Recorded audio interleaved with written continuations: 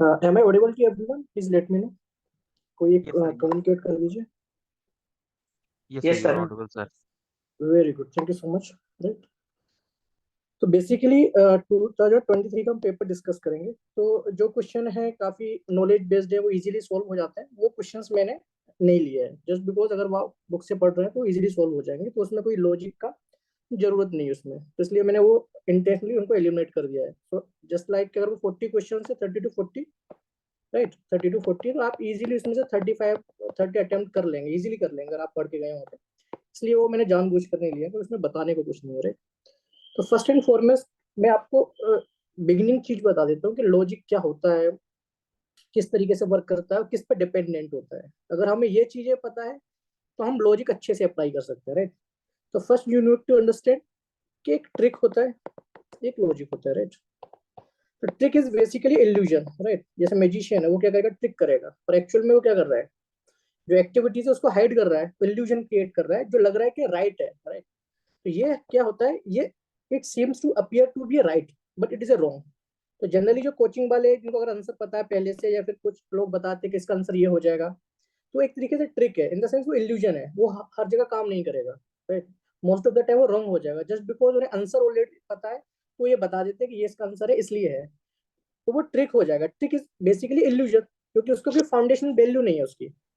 On the other logic, logic हमेशा foundation पे depend करेगा। जो प्रेसिडेंस इवेंट होंगे, आपने जो प्रेसिडेंट इवेंट होंगे, जो पहले इवेंट अपर हो चुके होंगे, उनको ऑब्जर्वेशन किया होगा आपने, उन इवेंट्स को आपने क्या किया होगा, ऑब्जर्वेशन किया होगा। तो ऑब्जर्वेशन के बेसिस पे आपने कुछ कंक्लूजन निकाला होगा, उस कंक्लूजन को निकालने के लिए आपने क्या यूज किया है, लॉजिक यूज किया है। तो most of the time, I am not saying कि 100% it is right, but most of the time if you bring और if you come into a conclusion based on logic, तो ये probabilities काफी ज्यादा हो जाती है कि वो आपका जो आंसर है, जो आपका रिप्लाई है, वो क्या होगा, राइट होगा, but it is not 100% true. मैं एक एग्जांपल से बताता हूँ। Right, you know, if there is smoke there is a fire. Right, is it true और नॉट? प्लीज टेल मी, कोई बताइए आप मुझे। Yes, sir. Right, but Sir, most of the time it is a right, but not necessarily कि there is where there is smoke there is a fire. हमेशा तो नहीं होगा, क्योंकि स्मोक बॉम्ब भी आते हैं। राइट, स्मोक क्लस्टर्स भी आते हैं, उनमें फायर नहीं होता। राइट, तो but most of the time it is true that smoke है, फायर है। मैं एग्जांपल देता हूँ। फॉर एग्जांपल, अगर मैं 60 to 70% ये कह रहा हूँ कि अगर स्मोक है वहां पे फायर होगा, but it is not 100% true, but most of the time 60 to 70% it is true. Right, because आपने जो प्रेसिडेंस इवेंट्स देखे हैं, पहले वाले इवेंट्स देखे हैं, आपने जो ऑब्जर्वेशन की है, उस ऑब्जर्वेशन में क्या देखा आपने, कि जहां जहां फायर था वहां वहां पे आपने क्या देखा, स्मोक देखा। राइट, आपने स्मोक का, फॉर एग्जांपल आप बाहर कहीं घूमने गए हैं, आप एक हिल पे, आपने एक हिल देखी, बाहर हिल में से क्या आ रहा है, धुआं आ रहा है। राइट, तो आप क्या कहेंगे, यार वहां पे आग लग गया, ये तो कंक्लूड करेंगे आप, बिकॉज आपके जो पास्ट इवेंट्स थे, आपने पास्ट इवेंट को ऑब्जर्व करके करके बताया, हो सकता है फोग हो, but most of the time it is true that there will be fire. तो क्यों कंक्लूड किया आपने, ये लॉजिक से किया है, कोई ट्रिक नहीं थी इसमें। ट्रिक क्या होता है, इल्यूजन होता है। तो जो ट्रिक यूज करते हैं मोस्टली वो गलत है, टर्म ही गलत है, क्योंकि ट्रिक में कोई लॉजिक होता नहीं है, वो एक तरीके से बेस्ट प्रैक्टिसेस होती है, और वो इल्यूजन क्रिएट करती है कि that is appears to be the right. जैसे मैजिक है, कार्ड मैजिक है, वो ट्रिक है, उसको ट्रिक बोलते हैं, उसे लॉजिक नहीं बोलते ना, क्योंकि वो ट्रिक होता है, उसमें क्या इल्यूजन क्रिएट कर देता है, आपको लगता है राइट है, वो राइट नहीं है। तो कभी भी ट्रिक नहीं काम करती यूपीएससी में, वो क्या करते हैं, लॉजिक काम करते हैं। अगर एक्चुअल में ट्रिक काम करते हैं, तो फिर आप एक यूएस वाले बंदे को, या फिर कोई आईएएम वाले बंदे को आप लेके आइए, जिसने बेसिक अंडरस्टैंडिंग नहीं की है, सब्जेक्ट की अंडरस्टैंडिंग नहीं है, पढ़ा नहीं है, आप उसको ट्रिक्स बता दीजिए, वो एग्जाम क्वालिफाई कर ले प्रीलिम्स, पॉसिबल ही नहीं है, because it is based on the logic you can use और एलिमिनेशन टेक्निक। तो लॉजिक कब जनरेट होगा, आपका जितना बेसिक अच्छा होगा, तो बेसिक फाउंडेशन आपकी अंडरस्टैंडिंग ऑफ द थिंग्स है, वो जितनी अच्छी होंगी आपकी, उसके बेसिस पे आप लॉजिक अप्लाई कर सकते हैं। राइट, तो लॉजिक के बेसिस पे ही आप एलिमिनेशन टेक्निक यूज करते हैं। और जितने भी लोग अगर जो क्वालिफाइड है, अगर वो आंसर राइट कर रहे हैं या फिर उनके मार्क्स अच्छे आ रहे हैं, उसका रीजन लॉजिक है, ना कि ट्रिक है। राइट, तो ट्रिक जनरली बच्चों को हेलुसिनेट करने के लिए, इल्यूजन क्रिएट करने के लिए, अपनी मार्केटिंग के लिए बच्चों को वो ट्रैप में कर देंगे, हम ट्रिक बता देंगे इससे हो जाएगा, पर एक्चुअली वो ट्रिक काम ही नहीं करेगी जब तक किसी का बेसिक फाउंडेशन अच्छा नहीं है। तो जब तक बेसिक फाउंडेशन अच्छा नहीं है, आप उसका लॉजिक डेवलप नहीं कर सकते। राइट, तो हमेशा इस बात को याद रखो कि आप लॉजिक अप्लाई करेंगे, ट्रिक अप्लाई नहीं करेंगे। ट्रिक इल्यूजनरी है, आपके आंसर गलत हो जाएंगे, आपको लगेगा सही है पर वो गलत हो जाएंगे। इसलिए हम लॉजिक सीखेंगे आज के सेशन में, राइट। और logic most of the time will work, not 100%, but 60 to 70% will work, because आप 30 to 35 और 40 क्वेश्चन आप क्या कर लेंगे जो आपको सही से पता है, राइट। उसमें आपकी 80 to 85 प्रोबेबिलिटी होगी राइट होने की। ऑन द अदर हैंड जो ट्रिकी वाले क्वेश्चन होते हैं 45 के राउंड होंगे, अगर 85 अटेम्प्ट आप कर रहे हैं तो रिमेनिंग जो क्वेश्चन है 50, अगर आप इसमें 60 to 70% का रेशियो ले लेंगे तो आप इजीली कट ऑफ निकाल लेंगे, राइट, इजीली कट ऑफ निकाल लेंगे। तो यहाँ पे हम लॉजिक किसमें काम करने की 60 to 70% it is true, 60 to 70% आपके लॉजिक राइट होंगे, इसका मैं गारंटी ले सकता हूँ, राइट, कि मिनिमम 60% आपके लॉजिक राइट होंगे अगर आपने लॉजिक लगाया अपनी बेसिक अंडरस्टैंडिंग के बेसिस पे, राइट, नॉलेज के बेसिस पे। तो ये श्योर है कि 60 to 70% आपके लॉजिक सही होंगे, right, because they are based on certain experience, previous knowledge. तो ये तो सही होना ही होना है, राइट। देखो एग्जांपल देता हूँ मैं आपको, दो लोग आपस में मिले, right, two people meet and एक दूसरे से बोला, एक ने दूसरे से बोला मोरा नाम विश्वजीत, राइट, मोरा नाम विश्वजीत, उसने बोला। तो वो पर्सन जिसने कहा कि मोरा नाम विश्वजीत, वो कहाँ से है बताइए मुझे आप। उड़ीसा। उड़ीसा से। उड़ीसा से, राइट। बट नॉट नेसेसरली, ये भी तो हो सकता है वो नेटिव हो, उसके फादर मिलिट्री में हो, वो उड़ीसा पोस्टेड हो, उसने या सेकंड लैंग्वेज उड़िया सीखी हो। जैसे नवोदय में क्या होता है, माइग्रेशन होता है, राइट, तो इंटर स्टेट माइग्रेशन होता है उसमें, तो एक स्टेट के दूसरे स्टेट में जाते हैं in the 9th class for 1 year, तो वहां से उड़िया भी सीख सकता है, राइट। तो नॉट नेसेसरली ही इज मतलब उड़िया गाय, ऐसा कोई श्योरिटी तो नहीं है उड़िया गाय, right. But it is a higher probabilities कि अगर आप 50 स्टूडेंट्स आप ले लें, 50 कैंडिडेट्स ले लें आप, तो 50 में से अगर सब लोग एक ही बोले कि मोरा नाम ये है विश्वजीत है, राइट, और एक्चुअल में उसका नाम विश्वजीत है, अगर वो बोल रहे हैं तो प्रोबेबिलिटी काफी ज्यादा हो जाएगी वो पर्सन उड़ीसा से है, और जो समझ रहा है या फिर वो उड़ीसा से है, राइट, प्रोबेबिलिटी ज्यादा हो जाएगी। मैं ये नहीं कह रहा 100% ट्रू है, but probability is very high. But एक फ्रेंच आदमी है, राइट, फ्रेंच आदमी को तो दोनों ही लैंग्वेज समझ में नहीं आ रही ना, तो क्या बोल रहा है, उसको तो कुछ समझ नहीं आया, तो वो आइडेंटिफाई नहीं कर पाएगा कौन कहाँ से है। बट इस पर्सन ने ये बताया कि उड़ीसा से इसलिए है क्योंकि पहली बात उसको उड़िया आती है, राइट, उसको उड़िया आती है, तो उसके जो बेसिक अंडरस्टैंडिंग थी बेस्ड ऑन हिज प्रीवियस और हर प्रीवियस नॉलेज, उसने कंक्लूड किया, उसने लॉजिक लगाया कि देखो अगर उड़ीसा उसको उड़िया आ रही है तो समहाउ समवेयर ही और she is connected from the Orissa, right. यहाँ तक तो उसका लॉजिक सही है ना कि कनेक्टेड तो है इन एनी हाउ, कि उसने उड़िया लैंग्वेज सीखी है, और इट इज, फिर उसके बेसिस पे क्या कंक्लूजन निकाल रहा है वो कि he is a Odia guy, right. तो फिर क्या हुआ इससे, तो उसका कंक्लूजन है उसमें प्रोबेबिलिटीज राइट होने की कितनी ज्यादा सही है। But the person who is from France और अमेरिकन है वो तो कुछ भी कंक्लूड नहीं कर पाएगा, राइट। तो यहाँ पे उसने क्या यूज किया, उसने यहाँ पे उसने क्या लॉजिक यूज किया, और लॉजिक किसके बेसिस था, प्रीवियस नॉलेज के बेसिस पे, राइट। प्रीवियस नॉलेज उसका क्या था कि उसको उड़िया लैंग्वेज आती थी और उसको कल्चर भी समझता था, राइट। तो ये अगर ये आप मेथड यूज करेंगे सिविल सर्विसेज में एग्जाम सोल्व करने में, तो आपके आंसर राइट होने की प्रोबेबिलिटीज बढ़ जाएगी, और इट इज क्वाइट श्योर कि मिनिमम 60% तो आपका सही हो ही जाएगा, राइट। बट ट्रिक में क्या था, ट्रिक काम नहीं करता उसमें, right? तो stay away from the tricks, learn the logic, और logic is based on the your basic knowledge, basic understanding of the thing, right. और बता देता हूँ मैं आपको कि बेसिक अंडरस्टैंडिंग क्या होगी आपकी, बेसिक अंडरस्टैंडिंग आप कैसे डेवलप करेंगे, राइट। और आपको जब लॉजिक अप्लाई करना है तो क्या क्या चीज याद रखनी है। फर्स्टली यू हैव रीड, जो आपने जो बेसिक बुक्स है वो आपने पढ़ी हो, राइट, बेसिक बुक्स जैसे एनसीईआरटी है या स्टैंडर्ड बुक्स हैं आपकी, जैसे मॉडर्न इंडिया के लिए स्पेक्ट्रम है या फिर लक्ष्मीकांत है, जो भी मेंशन बुक है आपको कहीं भी मिल जाएंगी, वो आपने पहले पढ़ी हो। सेकेंडली आपने अच्छे से भी पढ़ी हो, it is very much necessary that you have read those book in a good manner, right. आपने प्रीवियस ईयर क्वेश्चंस भी लगाए हुए हो, राइट। थर्ड, करंट अफेयर आपने पढ़ा हो, एंड फोर्थ, आपको खुद पे भरोसा है कि आपने जो पढ़ा है वो सही से पढ़ा है। That is very much important thing कि आपने जो पढ़ा है वो अच्छे से पढ़ा है। एटलीस्ट इन बुक से जो क्वेश्चन आएगा वो तो आप गलत बिल्कुल नहीं करेंगे, या फिर प्रीवियस वाले क्वेश्चन वो आप गलत कभी नहीं करेंगे। करंट अफेयर है उसमें आपको अच्छे से पता है और आप पे खुद पे भरोसा है। ये मिनिमम 4 चीजें चाहिए आपको लॉजिक अप्लाई करने के लिए। अगर आप प्रिपरेशन कर रहे हैं थोड़े एग्जाम की तो ये चारों चीज तो आप करके जाएंगे, right. Then we will apply our logic, right. अब हम क्वेश्चन सोल्व करते हैं कैसे अप्लाई करेंगे उनको, right. The first question is consider the following statement. उसने पूछा करेक्ट, हमें करेक्ट पता करना है कि Jhelum river passes through the Vular lake, right? Is it a statement right or wrong? Please tell me. Right. Basically this question statement is directly given from the NCERT. आप 11th class की NCERT पढ़ेंगे, उसमें directly दिया गया है, right. तो आपके जो प्रीवियस नॉलेज है उसके बेसिस पे आपको राइट और रॉन्ग पता होना चाहिए। In case if you are having confusion, then आप ड्रॉ कर लो सतलज, ब्यास, रवि, चिनाब, झेलम। सबसे ऊपर झेलम रिवर आ रही है जो इंडियन साइड में है, राइट। और वो कहाँ से निकल रहा है? श्रीनगर तरफ से निकल रहा है, श्रीनगर में बुलार लेके। तो आप इस लॉजिक से भी आप कंक्लूड कर सकते हैं चीजों को, अगर कंफ्यूजन है आपको कहीं हल्का सा। बट बेसिकली ये बुक में दिया गया है। बट अगर आपको ये भी पता है कि क्रोनोलॉजी क्या है रिवर का, किस डायरेक्शन में है वो, देन आपको पता है कि बुलार लेक कहाँ पे और कहाँ से पासेज हो रही है, तो उस बेसिस पे आप कंक्लूड कर सकते हैं। That is most probably right. But आपको ये स्टेटमेंट राइट होना चाहिए आपके प्रीवियस नॉलेज के बेसिस पे भी। Second statement is Krishna river directly feeds into Kolleru lake, right. और आपको कोलेरू लेक के बारे में पता है, राइट। कोलेरू लेक के बारे में आपको पता है कि it is the biggest, right, fresh water lake, right, India के एस्पेक्ट पर, राइट, एशिया के एस्पेक्ट पर, ठीक है, बिगेस्ट फ्रेश वाटर लेक है ये।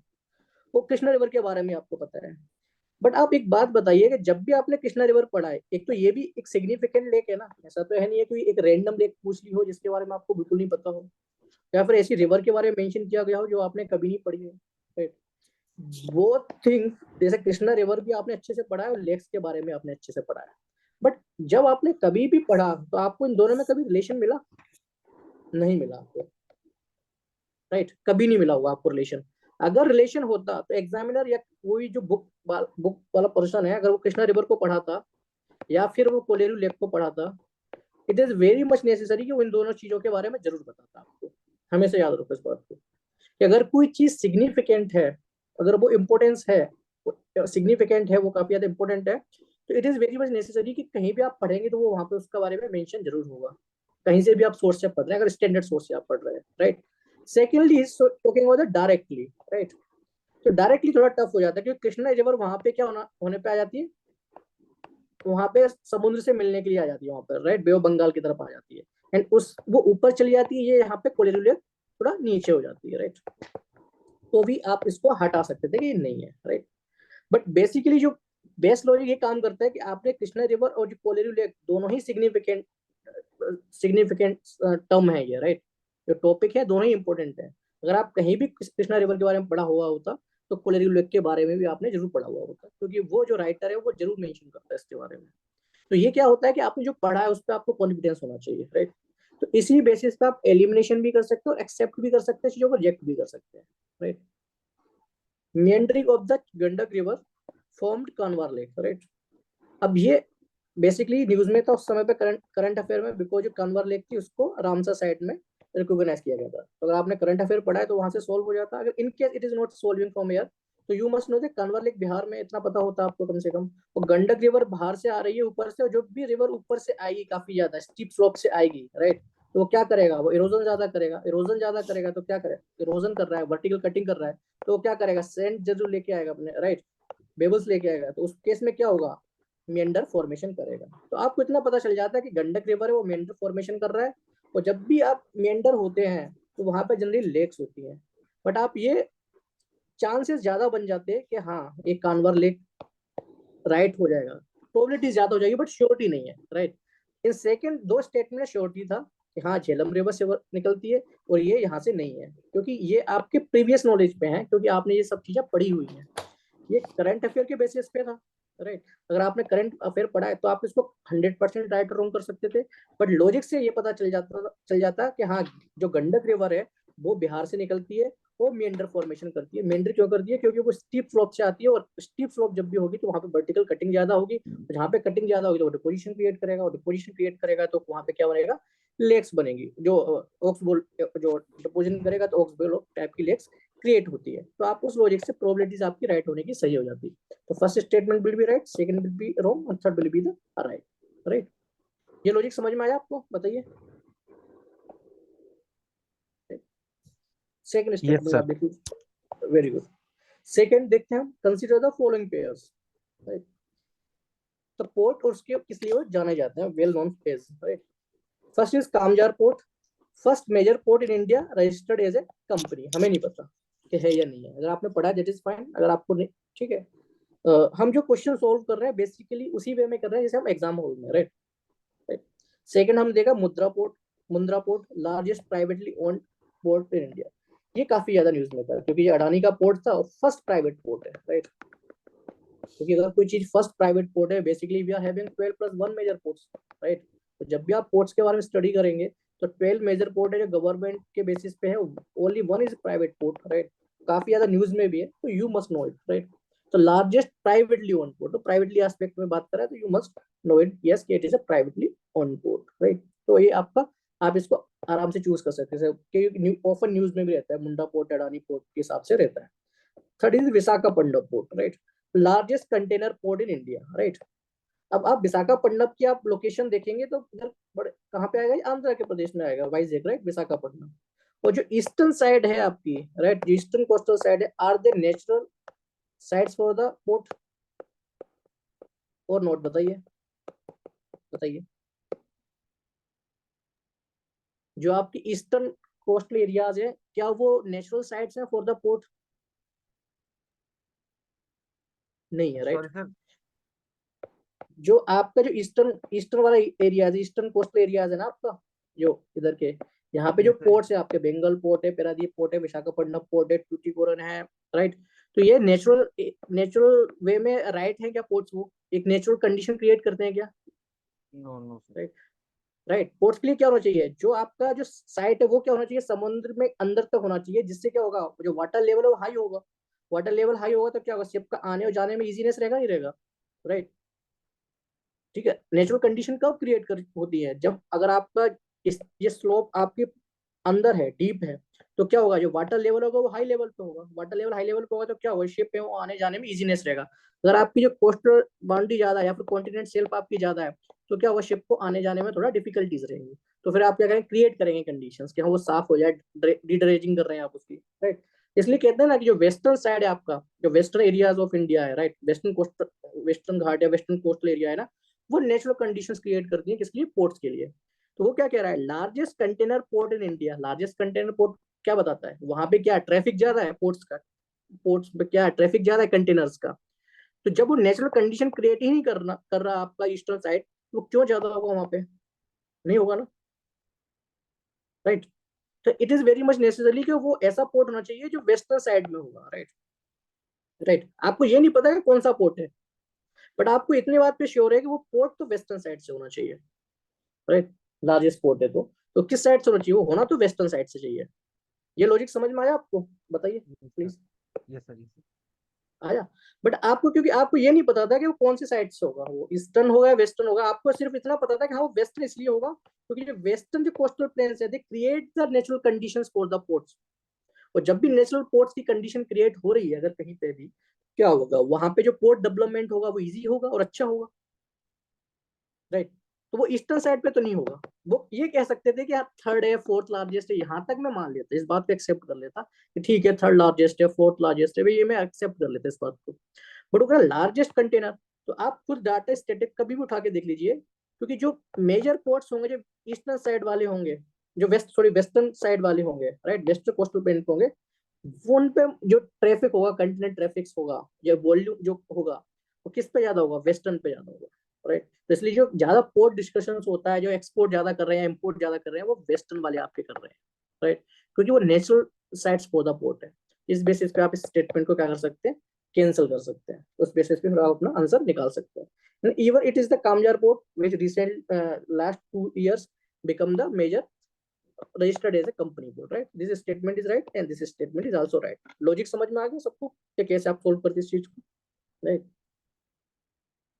क्योंकि आपने ज्योग्राफी में इतना तो पढ़ा ही है, क्योंकि वेस्टर्न जो वेस्टर्न एरियाज है, वेस्टर्न कोस्टल एरियाज हैं, वो नेचुरल कंडीशंस क्रिएट करते हैं आपकी पोर्ट्स के लिए, राइट। आया समझ में लॉजिक, बताइए आप मुझे, yes sir. Yes right. Third is consider the following trees, how many of the above deciduous trees, deciduous क्या शो करता है, lake of rainfall, right. Rainfall वो कम होगा, राइट, मोस्ट में क्या होगा, ज्यादा होगा, ठीक है, रेन फॉरेस्ट में क्या होगा, और ज्यादा रेनफॉल होगा, राइट। यहाँ तक समझ गए, सबको पता है, यहाँ तक तो आप सबने रीड किया है। अब now you have to identify them.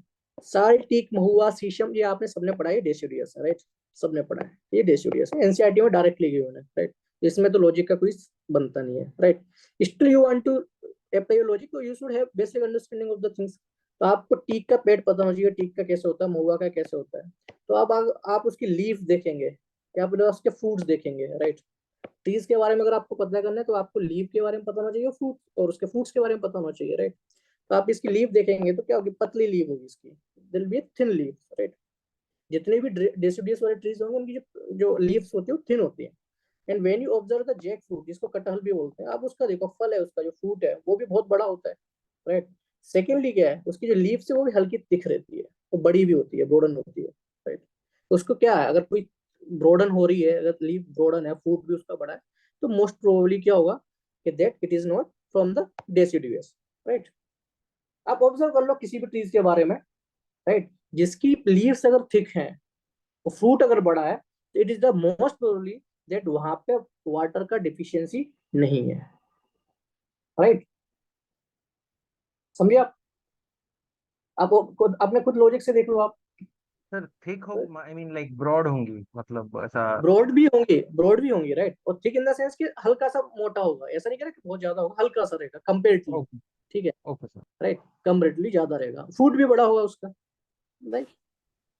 ऐसा जैसे जो स्टोमेटा क्रिएट होते हैं, जैसे आप डेजर्ट में जाएंगे तो वहां पे क्या हो जाता है, जो जो लीव्स है वो थिन हो जाती है, छोटी छोटी लीव्स हो जाती हैं। अगर और ही ज्यादा ड्राई है तो क्या होगा, फिर कांटे स्टार्ट हो जाएंगे उसमें, क्योंकि एवोपरेशन कम हो गया उसमें, राइट।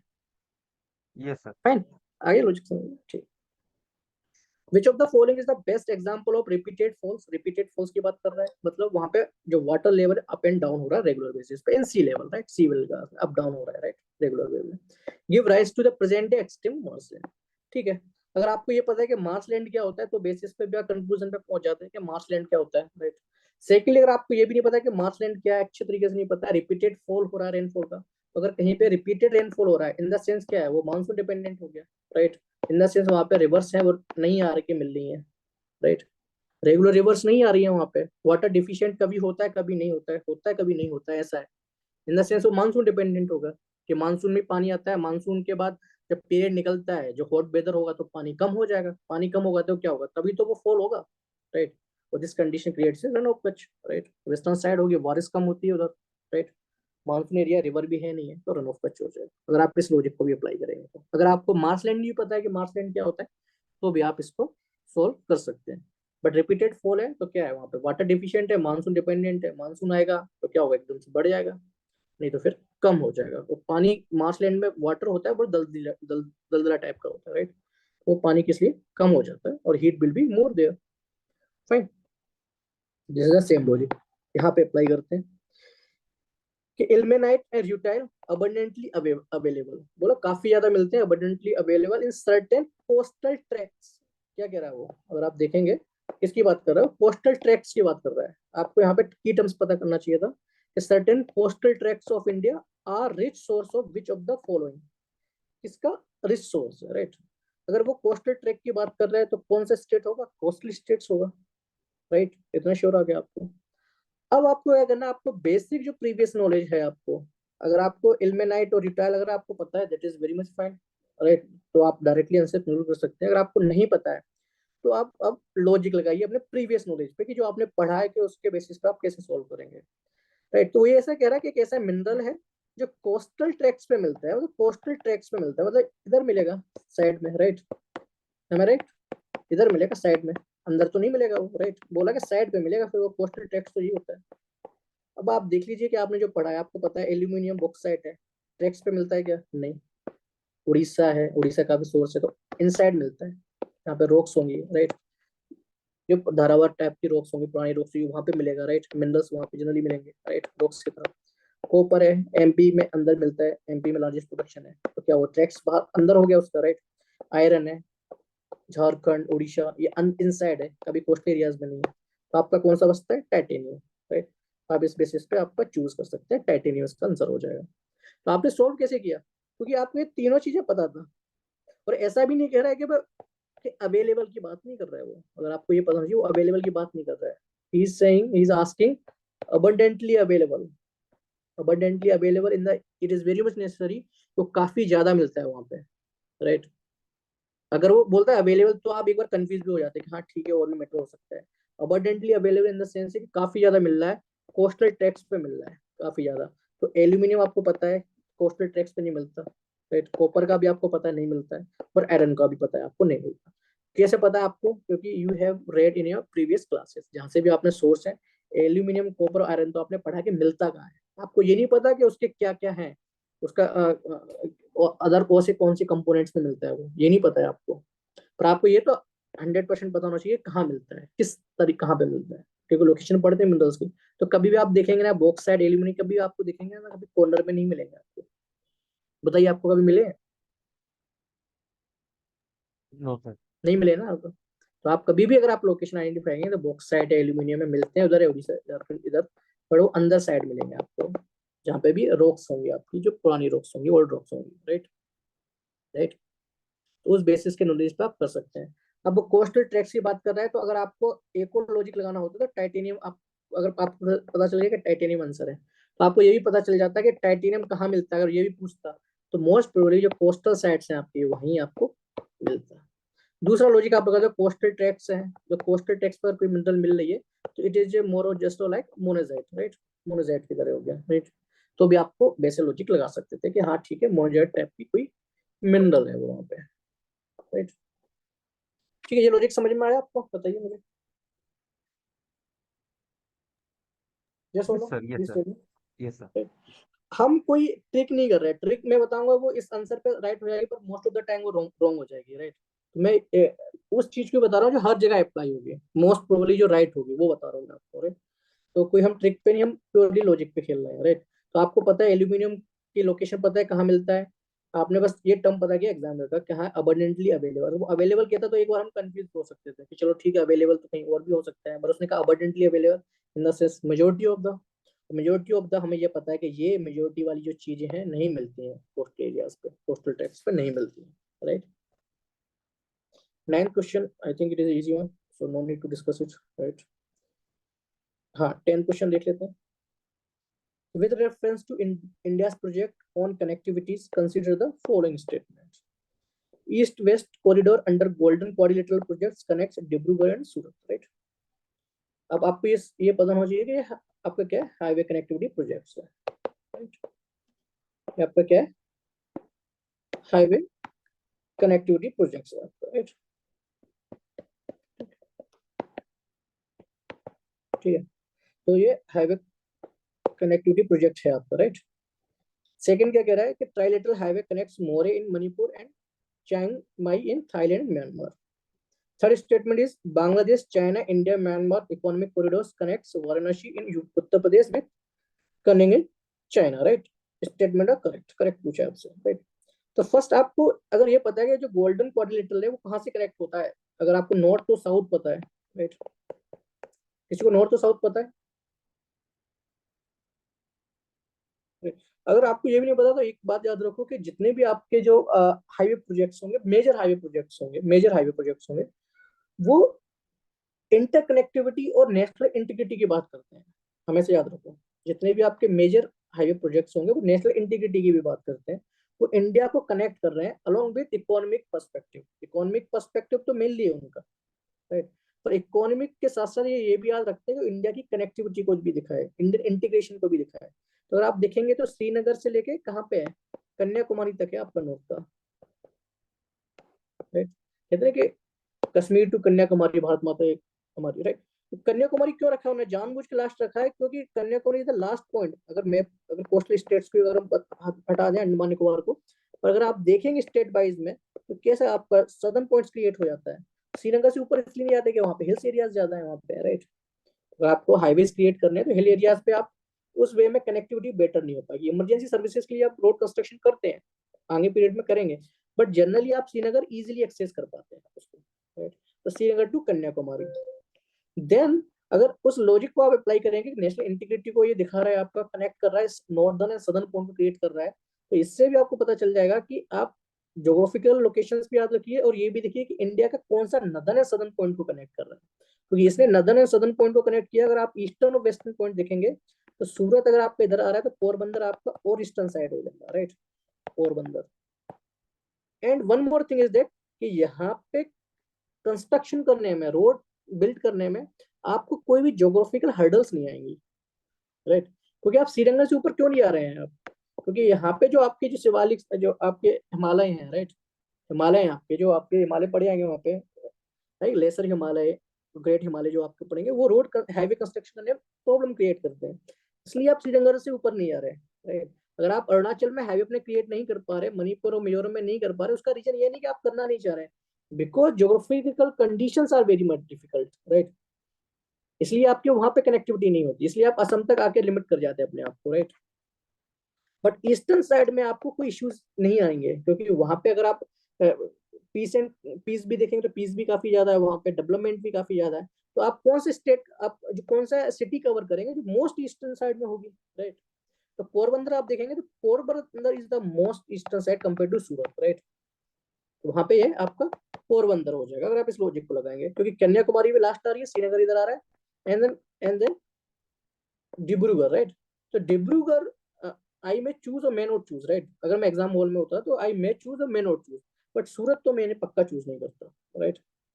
राइट, सूरत में पक्का चूज नहीं करता, बिकॉज सूरत से अंदर पोरबंदर आ रहा है, और वहां पे सूरत और पोरबंदर में कोई भी तरीके की कोई उस एरिया में कोई इश्यूज नहीं है, आप आराम से रोड कंस्ट्रक्शन कर सकते हैं, तो आप बेटर कनेक्टिविटी प्रोवाइड करेंगे, और इंडियन कोई इंटीग्रेशन है इंडिया का वो बेटर रिप्रेजेंट होगा हाईवे प्रोजेक्ट्स के बेसिस पे। तो उस बेसिस पे फर्स्ट स्टेटमेंट रॉन्ग कर देता है, right. Second is trilateral highway connects more, right, in Manipur and Chiang Mai in Thailand and Myanmar. तो आपको पता है कि म्यांमार की कनेक्टिविटी मणिपुर से है ही, राइट। ठीक है, तो ये वाला एरिया राइट हो गया आपका, म्यांमार होगा एंड देन थाईलैंड। एक जो लॉजिक है काफी वेग लॉजिक है, मैं अगर कहूंगा कि और लॉजिक हमारे 70 to 100% राइट होते थे, ये मैं कहूंगा 60 to 40% राइट वाला लॉजिक की बात करूंगा, और 50 to 60 कहूंगा मैं इसको, कि जब भी आप मेजर इंटरनेशनल कनेक्टिविटी की बात करेंगे, प्रोजेक्ट जितने भी होंगे मेजर, मैं बात करूँ मेजर, राइट, वो उस कंट्री के जो मेजर सिटीज है वहां से निकलते हैं, हमेशा याद, इस बात को याद रखना आप, कि जो भी आपके इंटरनेशनल प्रोजेक्ट की बात कर रहा हूँ, रोड या शिप के जहां जो भी होंगे, वो वहां की जो मेजर सिटी होगी वो वहां से ही निकलेंगे, राइट। अगर आपको ये पता है कि थाईलैंड की मेजर सिटीज क्या है और म्यांमार से कनेक्ट कौन सी हो रही है, राइट, म्यांमार से कौन सी कनेक्ट हो रही है, कौन सी है, राइट, क्योंकि जिस एरिया को कनेक्ट करते हैं वहीं पे वो प्रोजेक्ट स्टार्ट हो जाता है, राइट। तो मोए शोध करके जो काफी फेमस सिटी है वहाँ की, तो वो हो जाएगी। तो आप कभी इस चीज को ऑब्जर्व करना कि जितने भी इंटरनेशनल प्रोजेक्ट्स होंगे, जो उस कंट्री की जो फेमस सिटीज है वहां से ही निकलते हैं, वो या तो पोर्ट सिटी हो गया या फिर सिटी वाइज काफी फेमस होगा, राइट। तो इस बेसिस पे आप इसको एलिमिनेट कर सकते हैं, right. Right, but still I will not से कि हाँ ये काफी अच्छा बैलेंस लॉजिक है, बट हाँ अगर आप दो तक तो पहुंच ही जाएंगे ना, क्योंकि आपने फर्स्ट रॉन्ग कर ही लिया, सेकंड में आप 50-50 है फॉर एग्जांपल, राइट।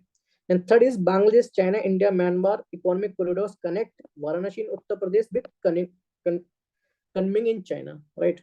तो आप एक बात बताइए कि जितने भी इंटरनेशनल प्रोजेक्ट्स हैं वो आपकी कोस्टल बाउंड्रीज पे ही खत्म कर देंगे आप उसको, राइट। तो आप क्या करेंगे, वो इसको बांग्लादेश उसमें वेस्ट बंगाल में ही खत्म कर देंगे इस प्रोजेक्ट को, आप इंडिया के अंदर लाने तक क्यों किसी अदर नेशन को अलाउ करेंगे आप, rather than you will like to control these goods within your boundaries, right?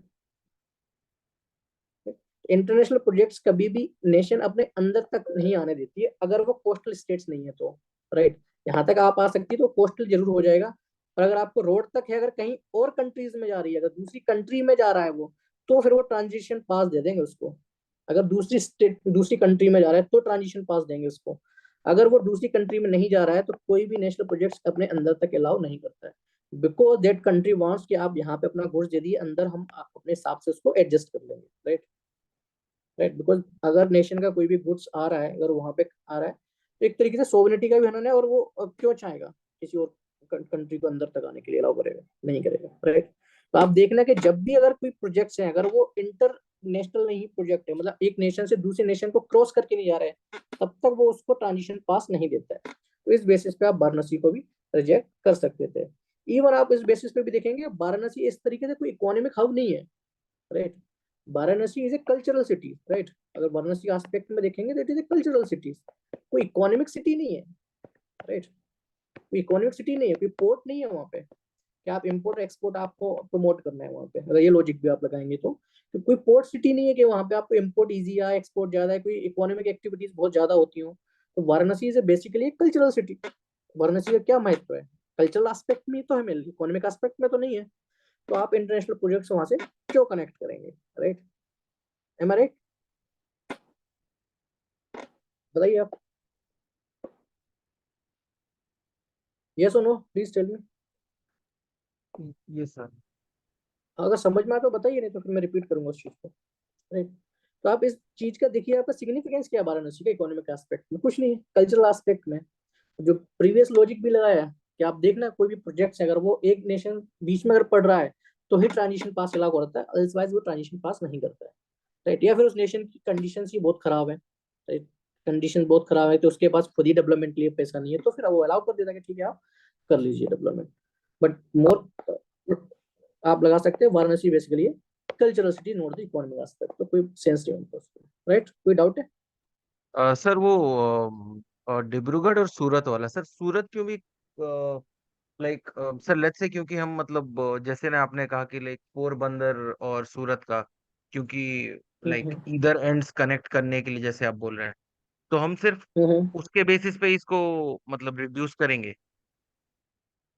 हाँ, उस और लॉजिक लेट्स पे से आप लगा सकते हैं। अगर सर एज इन लाइक मेरे को नहीं है सर अंडरस्टैंडिंग कि मतलब ऐसा सूरत और पोरबंदर में इतना मतलब डिस्टेंस है, मेरे को हम्म नहीं पता है। तो वहां हम्म पे आप इस मतलब लेट्स से अज्यूम कि आपको भी नहीं पता होगा सर, तो तब आप इस हम्म। नंबर को कैसे आप मतलब ऐसे तो फिर वो अटेम्प्ट नहीं, अगर करते हैं? आपको नहीं, हाँ अगर आपको नहीं अटेम्प्ट पता है तो फिर आप उसको स्किप कर लो, बेटर ये है, right. Still you can conclude दो, तो आप फिर ए या बी में से चूज कर लो, राइट। क्योंकि हम देखो लॉजिक और लॉजिक की बात करें जो मोस्टली जगह पे अप्लाई करें, राइट। अगर कोई मैं एक स्पेसिफिक लॉजिक लगा के यहाँ पे लगा दूं तो सेंस नहीं बनेगा उसका, राइट। हो सकता है ओके। कि इस क्वेश्चन एक स्पेसिफिक लॉजिक बता दो तो ये क्वेश्चन केवल सोल्व हो जाएगा, तो अदर क्वेश्चंस नहीं होंगे ना इस टाइप के solve, right. Yes sir. Yes. Right. तो वो ट्रिक हो जाता है, वो इल्यूशन क्रिएट कर देंगे कि हाँ ठीक है इसमें ये लगा दो, तो वो इल्यूशन क्रिएट हो जाएगा, वो ट्रिक हो जाएगा। हम लॉजिक करेंगे जो एक पे और पे भी अप्लाई करेगा, राइट। क्योंकि यहाँ पे मुझे स्मार्ट नहीं बनना है, मुझे ये चाहता हूँ कि आप क्वेश्चन सोल्व करें एग्जाम में ज्यादा से ज्यादा, right. Now comes the second question. आपको डाउट हो गया clear sir? Yes sir. Yes. Okay, fine. Next, move to the next question. Okay, consider the following statement. State one is India, despite having the uranium deposits, depend on coal for most of its electricity production. Right. एक general statement है, having uranium deposit, उसने ये नहीं कहा कि abundant है, right. Abundant use नहीं किया है, वेरी हाई नहीं कहा है उसने, राइट। हमें यहाँ तक कोई कंक्लूजन में कोई इशू नहीं होना चाहिए, राइट। ठीक है, half statement is completely right.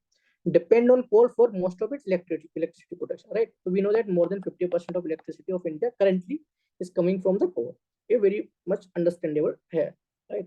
That is right. Second is uranium enriched to the extent of at least 60% is required for the production of electricity, right? Electricity in the sense of nuclear energies, right? Right. और आप कहाँ से बनाएंगे आप उसको, right? Uranium से। आपके पास केवल न्यूक्लियर एनर्जी बचता है कि वहां से आप उसको यूज करके बनाने, जो न्यूक्लियर पावर प्लांट से आप उनको यूज करके बनाएंगे।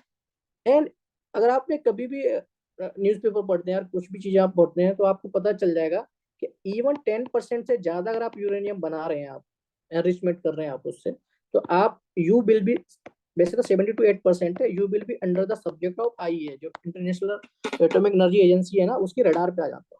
जो ईरान के साथ ये इशूज था, ईरान के साथ भी यही इशू था, राइट। ईरान के साथ क्या इशू था कि वो उनको जो टारगेट दिया गया था, वो दिया गया था 3 to 4, मैक्सिमम 5 to 6% आप कर सकते हैं, एनरिच कर सकते हैं, क्योंकि अप टू 2 to 3% ही एनरिचमेंट जो यूरेनियम आप करते हैं वो आपका न्यूक्लियर एनर्जी के लिए इनफ रहता है।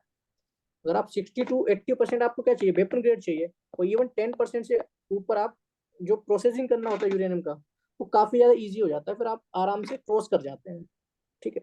तो आपको 60 to 80 जाने में ज्यादा टाइम नहीं लगेगा, रादर देन आपको 0 to 10 जाने में जितना टाइम लगेगा, राइट।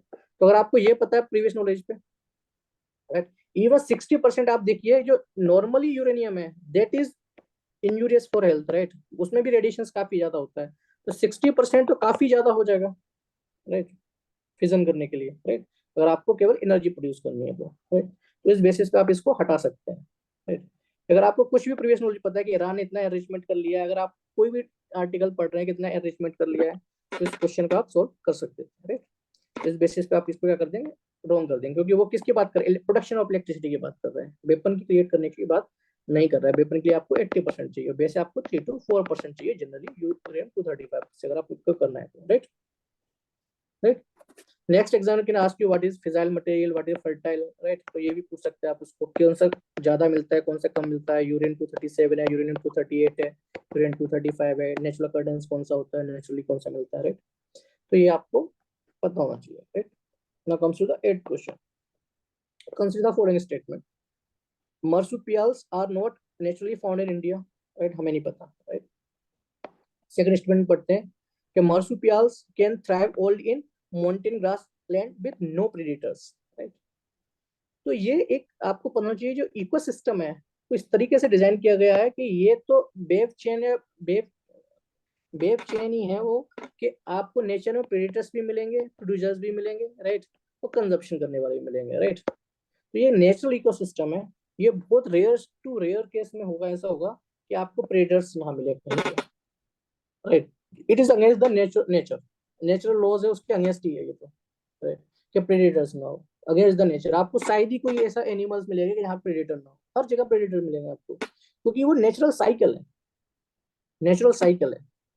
तो सर्वाइवल ऑफ द फिटेस्ट है वो नेचुरल साइकिल है कि आपको प्रेडेटर्स तो मिलेंगे। अगर कोई भी एनिमल्स है तो वहां पे प्रेडेटर्स तो होने ही होने चाहिए, राइट। इस सेकंड को आप क्या कर लेंगे, गलत कर देंगे। और ये आपका लॉजिक है, 99% काम करेगा, राइट। 99% काम करेगा, क्योंकि एक आप नेचर के अगेंस्ट में नहीं जा सकते, राइट। प्रेडेटर भी एक नेचर का पार्ट ही है। अगर वहां पे अगर प्रेडेटर्स खत्म हो जाएंगे तो वो खुद ही खत्म हो जाएगा, तो क्यों सर्वाइव करेगा अभी तक, राइट। वो एक नेचुरल बेबी है वो तो, राइट। तो सेकंड स्टेटमेंट रॉन्ग हो जाएगा। फर्स्ट स्टेटमेंट में आप लॉजिक लगा सकते हैं कि marsupials are not naturally found in India. तो आप जब स्टडी करते हैं तो आप सारे एनिमल्स के बारे में पढ़ते हैं। तो अगर कोई ऐसा एनिमल्स, ये काफी इंपोर्टेंट एनिमल अगर पूछा गया एग्जाम में तो कोई सिग्निफिकेंट ही होगा, राइट। तो आप जरूर पढ़े हुए होते इसको, राइट। मैं ये नहीं कह रहा कि नहीं पढ़े हुए होते, आप पढ़े हुए जरूर होते। अगर कोई ऐसा एनिमल है जो एग्जाम में पूछ रहा है, कभी आप देखना एग्जामिनर आपसे ऐसी, अगर इंडियन एनिमल्स की अगर वो बात कर रहा है, अगर किसी भी पूछ रहा है एनिमल या बर्ड से स्पीसीज के बारे में पूछ रहा है, तो यू हैव रेड इट। आपको एग्जैक्टली नहीं पता, पर आपको ये पता है कि वो एनिमल इंडिया में है या नहीं है, राइट। अगर उससे रिलेटेड क्वेश्चन पूछ रहा है स्पेसिफिकली, अगर वो 4 एनिमल्स दे रहा है तो चलो एक और मान भी सकता है, 5 एनिमल्स दे रहा है, 4 to 5 एनिमल्स दे रहा है, तो आपको 3 पता, एक नहीं पता। बट वो सिंगल एनिमल दे रहा है, इन the sense this animal is significant. अगर वो सिग्निफिकेंट होता तो you have read it, right. आप कोई भी क्वेश्चन उठा के देख लीजिए, अगर वो सिंगल एनिमल के बारे में पूछ रहा है, इन the sense you have read it. मैं ये नहीं कह रहा एग्जैक्टली आपको इन्फॉर्मेशन हो उसकी कि वो कहाँ मिलता है, क्या उसका आयुष्मान कैटेगरी है। बट अगर सिंगल एनिमल का क्वेश्चन है, then it is very much necessary that you have know, आपको पता होगा कि वो इंडिया में मिलता है या नहीं मिलता है। क्योंकि मेरिसुपियाल इंडिया में नहीं मिलता, इसलिए आपको नहीं पढ़ा उसको, कहीं और मिलता होगा, अब मुझे नहीं पता कहाँ मिलता है, राइट। तो एग्जाम अगर पूछ रहा है तो इन द सेंस वो एनिमल इंपोर्टेंट है। अगर वो एनिमल इंपोर्टेंट है तो आपने जरूर पता होगा कि वो इंडिया में मिलता है या नहीं मिलता है, राइट। अब माइग्रेटरी स्पीसीज के बारे में, राइट, वो एक स्पेशल टॉपिक हो जाते हैं कि आपको अगर 5 उसने माइग्रेटरी स्पीसीज दे दी कि बताइए 5 में से कौन सी है इंडिया में आती है, कौन सी नहीं आती, तो 5 भी दे रहा है, if he is giving you the 5, then it is necessary कि अगर आप पढ़ के गए तो 3 to 4 तो आप बता ही देंगे। तो 1 या 2 पे कंफ्यूजन होंगे आपको कि हाँ ये है या नहीं है।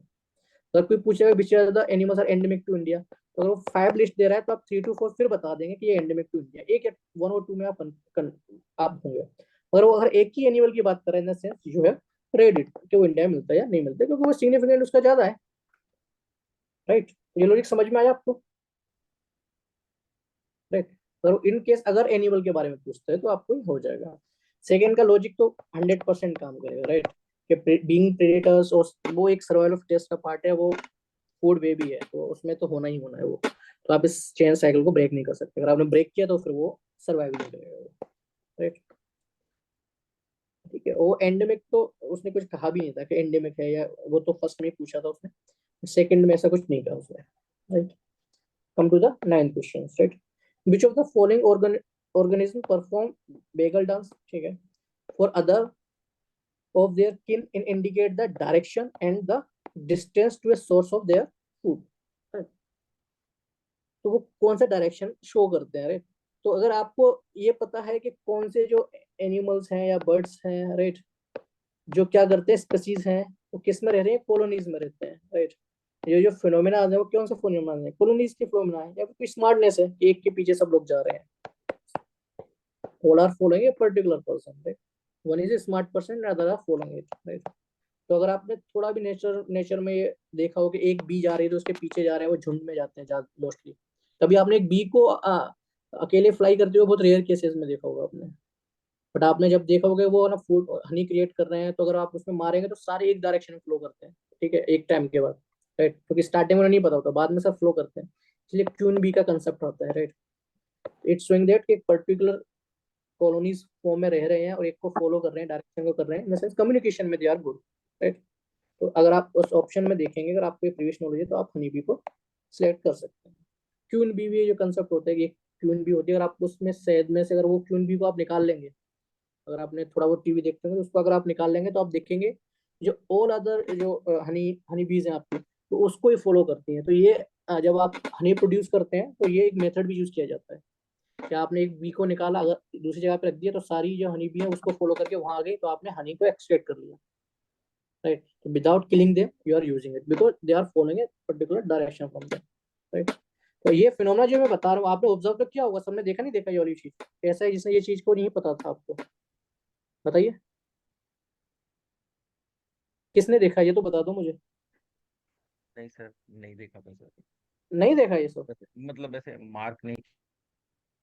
नहीं वो नहीं, ये तो पता है ना कि हनी के पीछे एक हनी के पीछे हनी बी के पीछे और हनी बी जाती है, ये तो पता था ना आपको। ये सर, ये पता है। हाँ ये सब फिनोमेना पता है ना, बस आपको यही लॉजिक अप्लाई करना था। मैं सिर्फ ये कहना हूँ कि logic based on your previous knowledge ही है, ट्रिक्स पे काम नहीं करेंगे, वो कह रहा हूँ मैं। इतना सबको पता था ना कि एक हनी बी के पीछे सारी हनी बी जाते हैं, वो कम्युनिकेट करते हैं एक दूसरे को, तो वही ये बात कह रहा है, बस आपको लॉजिक लगाना है इसमें। अरे now comes to the following statements. How many of the statements are correct? Correct पूछ रहा है आपसे, right? कौन कौन से correct है, right? He is saying some mushrooms have medicinal properties, right? Mushrooms है, right? मशरूम की ये सबको पता है कि काफी ज्यादा प्रॉपर्टीज होती हैं, काफी ज्यादा टाइप्स के भी होते हैं, राइट। ये तो सबको पता है कि मशरूम कोई एक तो है नहीं, कोई पर्टिकुलर स्पीसीज तो है नहीं है। Different types different varieties of mushrooms होती हैं, आप मशरूम्स खाते भी हैं, राइट। अगर आप खा रहे हैं तो गुड ही है ना वो। और जो भी आप खा रहे हैं वो सब मेडिसिनल प्रॉपर्टीज होती है, जनरल स्टेटमेंट है। आप कुछ भी खा रहे हैं जो इडेबल है, राइट, उसमें सब में मेडिसिनल प्रॉपर्टीज होती हैं। आप मेडिसिनल क्या होता है? Good for health, right. अगर मैं जनरल टर्म में बात करूं तो what is medicinal? That is good yes for sir. Health, right. तो मेडिसिनल प्रॉपर्टीज हो जाएंगे। Some mushrooms have psychoactive properties, right.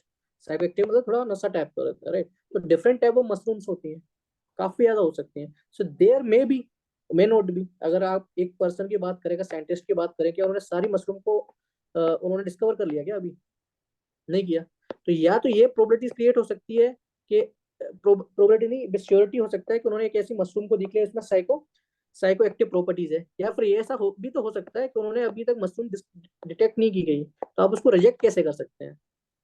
हो सकता है इतनी वेराइटी तो मशरूम से हो भी सकता है, उसने कहा सम यूज किया है, उसने डेफिनेट तो नहीं कहा है। आई पर्सनली नो कि कोडई कनाल अगर आप जाएंगे तमिलनाडु तरफ, तो वहाँ पे ऐसी मशरूम्स होती हैं, राइट।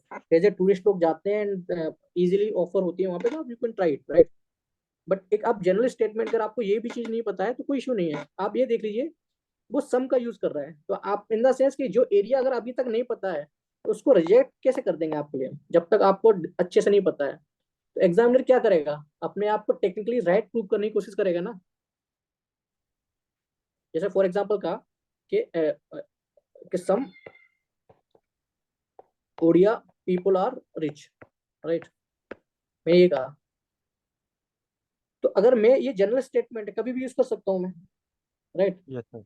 But yes sir. अगर मैं ये कहूँ कि some Odia people have not gone to America, अगर मैं ऐसा कहूँ यूएसए, तो इसमें मुझे सर्टेनिटी चाहिए नोट करने में।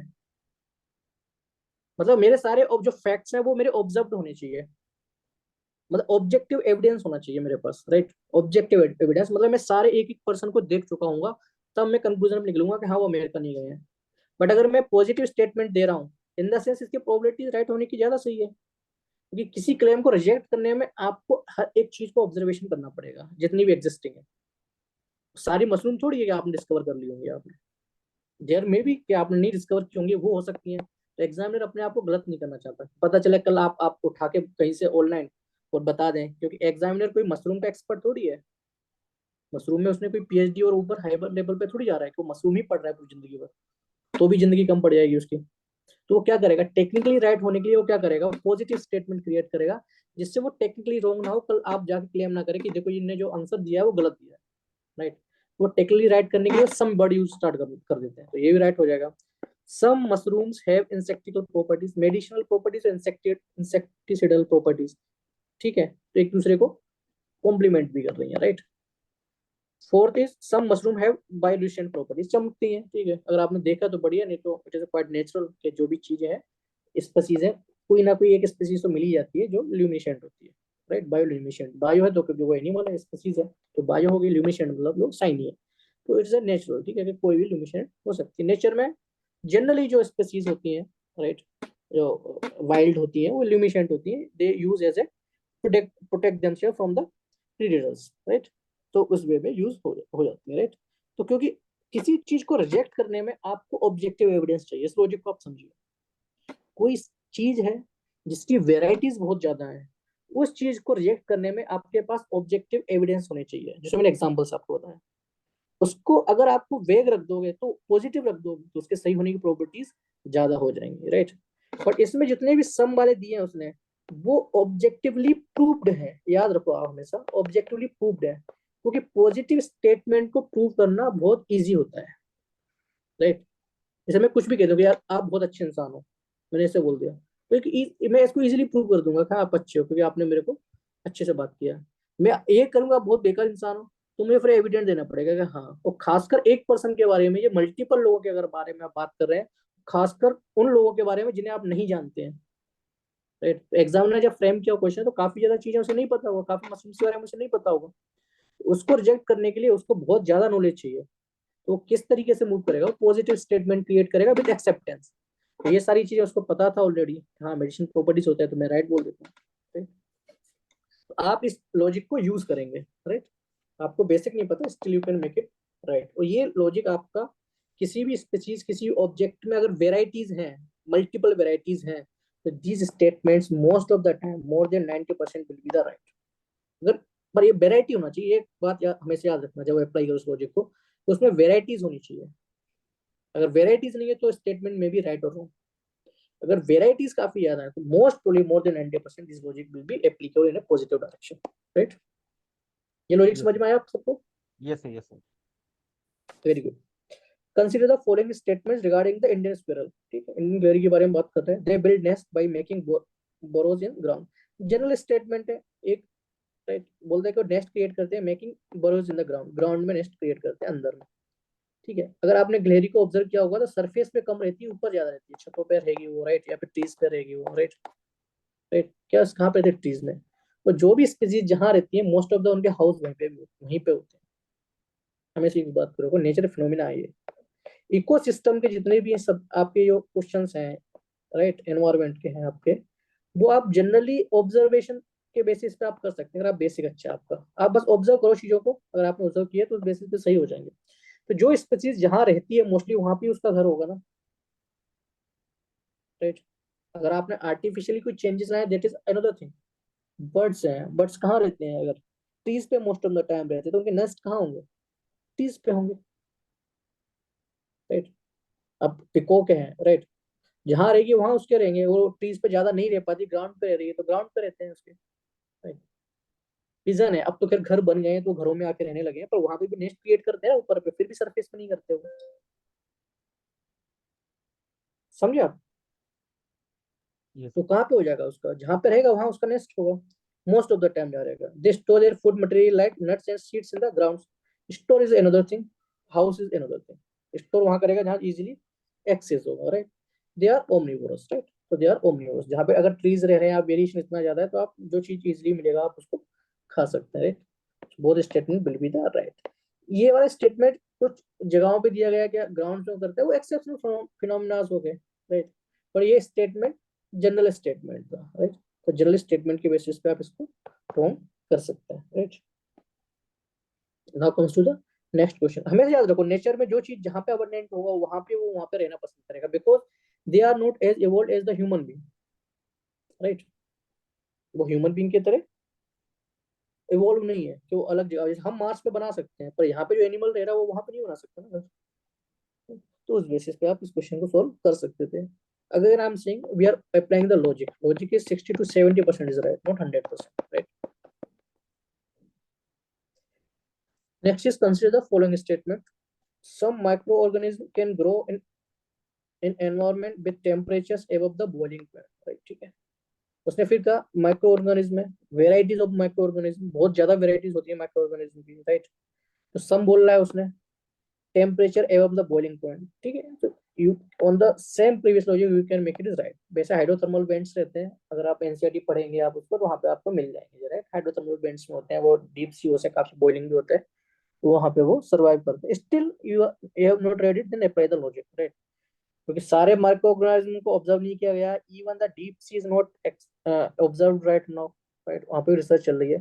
तो आपको ये क्लेम करने के लिए कि कोई एक ऐसा माइक्रो और कुछ माइक्रो ऑर्गेनिज्म है जो नहीं करते, बॉइलिंग वाटर पे सर्वाइव नहीं करते, तो क्या होगा स्टेटमेंट? फिर आपको रॉन्ग करना पड़ेगा. बट ये ह्यूमनली पॉसिबल ही नहीं है कि आप सारे माइक्रो ऑर्गेनिज्म ऑब्जर्व करके फिर ये कंक्लूजन निकालो कि नहीं है कुछ ऐसे जो नहीं करते high temperature survive. Right. This statement will become the wrong. तो यहाँ पे क्या किया है इसने? पॉजिटिव स्टेटमेंट है. Positive statement will be the right. Some microorganisms can grow in environment with temperature below the freezing point in the water. Right. सबको पता है आर्कटिक है, आप अंटार्कटिक है, below the freezing points है, वहाँ पे ऑलरेडी काफी माइक्रो ऑर्गेनिज्म है. राइट. तो कुछ चीजें आप जनरल अपने नॉलेज पे भी कर सकते हैं, बट लॉजिक अप्लाई करना तो सेम लॉजिक अप्लाई है. Right. Some microorganism can grow in highly acidic environment with them pH below the 3. Right. Same logic applies here. Right. अगर आप हाई टेम्परेचर कोई सर्वाइव कर सकता है, पीएच भी करेगा. Even to reject this claim आपको सारे माइक्रो ऑर्गेनिज्म को ऑब्जर्व करना होगा, और वो पॉसिबल नहीं है. Right. This statement will also be the right one. कितने स्टेटमेंट राइट हो जाएंगे हमारे? सारे के सारे हो जाएंगे. But you have not right. But आपको ये नहीं पता कि कौन सा माइक्रो ऑर्गेनिज्म है. एक तीनों केस में आपको नहीं पता है माइक्रो ऑर्गेनिज्म कौन सा है. Right. But based on logic you have with certainties, मैं कह रहा हूँ ये 90% काम करेगा. राइट. More than 90%. अगर एग्जामिनर उसी पे आ गया है कि भाई मुझे गलत ही कराना है, तो गलत कर देना, फिर उसकी इज्जत रखो थोड़ा. राइट. तो फिर आपको कट ऑफ से ऊपर ही लाना है ना, 100+ को लाना है, तो गलत कर देना, उसको भी थोड़ा इज्जत दे दो. But most of the time this logic works. Right. More than 90% time. Right. Yes. It will Okay. Never be wrong one. Right. Next question. Which of the following makes a tool with a stick to scrape insects from the hole in trees or log of the woods? बोला कि एक animal है जो हाथों से पकड़ के आराम से निकालता है, इंसेक्ट्स को खाता है. राइट. तो ह्यूमन एवोल्यूशन में अगर आप पढ़ेंगे ना, ह्यूमन एवोल्यूशन पैलेयोलिथिक साइड, मेसोलिथिक और नियोलिथिक, तो आपने लास्ट में तो राइटिंग सीखा है, इतना तो पता है आपको. और Yes, sir. ह्यूमन और एनिमल में क्या अंतर होता है? Use of brain. Right. Evolution का क्या होता है? ब्रेन ही तो होता है. और the more you use your fingers, thumb thumb अगर आप थोड़ा भी अगर कहीं भी सुना तो होगा ऑफ कोर्स कि अगर आपने थंब और फिंगर का अच्छे से यूज किया तो वो एवोल्यूशन दिखाता है हमेशा आपका.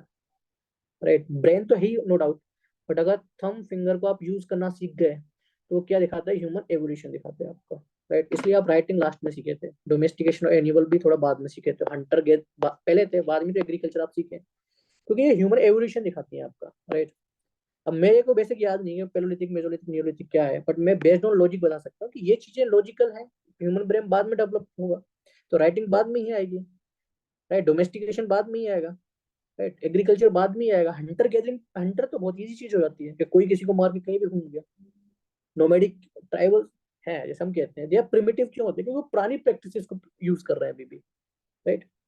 तो एक ह्यूमन स्टिक को आप पकड़ना और स्क्रैप करना, तो क्या दिखा रहा है कि जो स्टिक आप होल्ड कर रहे हैं उसके आपको होल्डिंग कैपेसिटी बता रहा है, मतलब you know how to use the tool. आप पेंटिंग्स अगर आप पढ़ते हैं तो आप ये देखेंगे कि जो पहले की पेंटिंग आएंगी, जो पेलोलिथिक टाइप की पेंटिंग होंगी, वो बड़ी होंगी, और मेसोलिथिक जो न्यूलिथिक की क्या होंगी? छोटी हो जाएंगी, मिनिएचर्स हो जाएंगी. बिकॉज छोटी चीज पे ड्रॉ करना आपका ब्रश का हिटिंग बताता है कि how well you can hold the pen और ब्रश. राइट. तो ब्रश का स्टॉकिंग क्या दिखाता है? अभी जो मिनिएचर पेंटिंग्स डिफिकल्ट क्यों होती है? इसलिए होती है क्योंकि how well you can hold the pen और ब्रश, यूज इट. तो जब भी आप किसी चीज को होल्ड कर रहे हैं, आप उसको अपने हिसाब से यूज कर रहे हैं, the way you want to use it, it shows that how well you are evolve. और इवॉल्व अगर आप इस एनिमल को देखेंगे, which is close to the human, which one is close to the human? Orangutan. Orangutan. Right. Which one is close to the human? Orangutan. और अगर Orangutan. आपको ये, हाँ ओरंगटन है ह्यूमन के क्लोज में. राइट. इवोल्यूशन में अगर बात करेंगे तो ये आप इस बेसिस पे आपको ये सब चीजें पता था, इवोल्यूशन वाली चीजें तो सबको पता था अगर आप थोड़ा बहुत भी पढ़ते तो. बट इस लॉजिक को आपको अप्लाई करना तो ये 100% ट्रू है, राइट राइट। इसमें कोई भी ऐसा एनिमल नहीं है दो who can hold the thing, right, as per his desire, जैसे उसको यूज करना, right. Now comes the next question. Consider the following statement: in the post-pandemic recent past, many central bank worldwide had carried out interest rate hike. Right?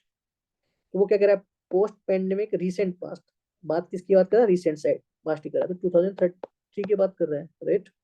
और 2019 में pandemic आई, right. तो pandemic के बाद क्या हुआ? मनी सप्लाई कम हो गया, right. Money supply आपको ज्यादा हो गया, फिर बाद में क्या किया आपने? मनी सप्लाई ज्यादा किया।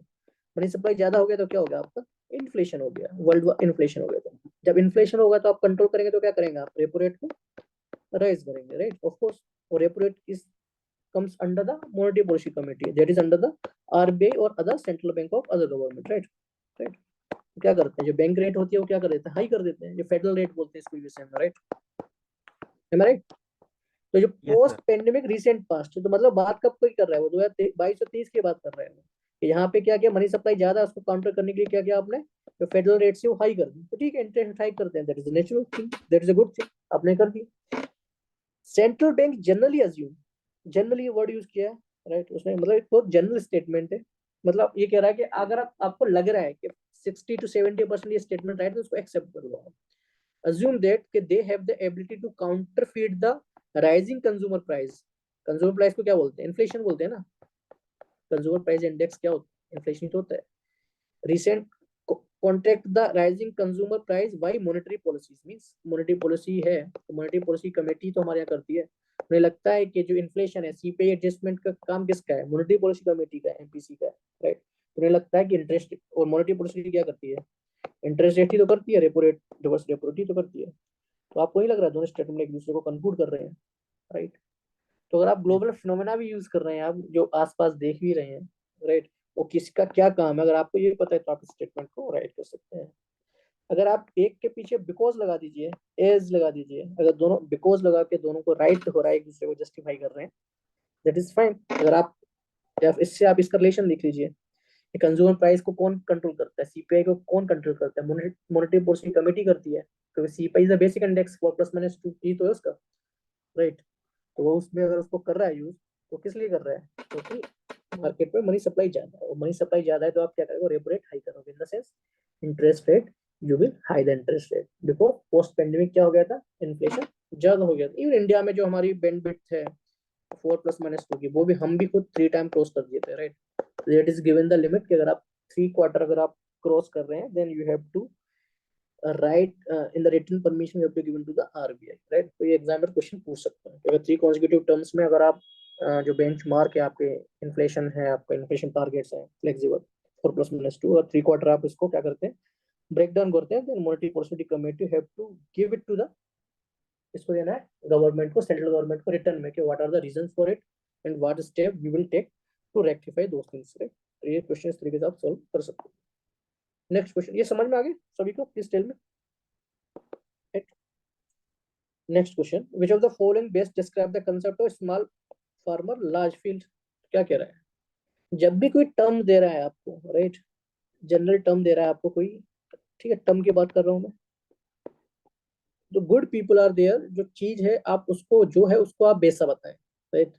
अच्छे लोगों की ये आदत होती है, राइट, क्योंकि उनको ये चीजें नहीं आती कि एम्बिग्यूटी क्रिएट करें, they don't want to create the ambiguity. वो सिंपल चीजों को सिंपल दिखाते हैं, राइट। इसलिए जब भी आप देखेंगे साइंस टेक में, देखेंगे जो नाम है, जो चीज है, वही उसको टर्म दे देते हैं। जनरली टर्म्स पूछे जाते हैं, आप केवल टर्म को ब्रेक डाउन कर दीजिए। टर्म है जिस लैंग्वेज में, अगर आपको लैंग्वेज पता है, दैट इज टोटली फाइन, ठीक है। अगर मैंने कहा कि मोरो नाउ, ठीक है, अगर कोई कोई गाना भी गा रहा है, अगर वो थोड़ा साउंड बोवल टाइप की साउंड कर रहा है, क्या है मतलब? That is from the Bengal और Assam areas, right, some part of the Orissa, right. तो एक्सेंट से भी आपको पता चल जाता है ना कौन किस एरिया का है, right? तो सेम इज अदर थिंग, जैसे साइंस टेक में भी है और हिस्ट्री में भी, जब आपको टर्म पता है ना, तो वो टर्म मेंशन कर रहा है, you just break down the terms, अब टर्म को ब्रेक डाउन कर दीजिए। सेकेंडली, जो और अदर स्टेटमेंट्स अगर आपको दिए गए हैं, तो आप ये देखिए कि ये स्टेटमेंट किसी और चीज को तो रिफ्लेक्ट नहीं करते, right. Same is with this thing, small farmer large field, small farmer है, लार्ज फील्ड है, बस ये चीज वो बोल रहा है कि ये किस चीज को डिस्क्राइब कर रहा है, कि फार्मर स्मॉल है, लार्ज फील्ड है।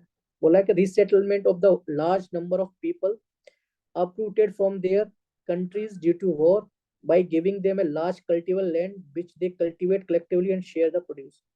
It is a very rare phenomena कि कोई वॉर हुआ हो, वहां से लोग डिस्प्लेसमेंट हुए हो, आप उनको तुरंत कोई लैंड दे दें, राइट। इवन हमेशा याद रखो कि अगर कोई ऐसे स्टेटमेंट है, तो आप रिसेंट एग्जांपल देखो कि लास्ट 1 ईयर में, राइट, या 1.5 ईयर्स में आपने ऐसा कुछ सिचुएशन देखा है क्या कि कहीं पे वॉर हुआ हो और लोग वहां से रिप्लेसमेंट होके और उनको एग्रीकल्चर लैंड दी गई हो, राइट।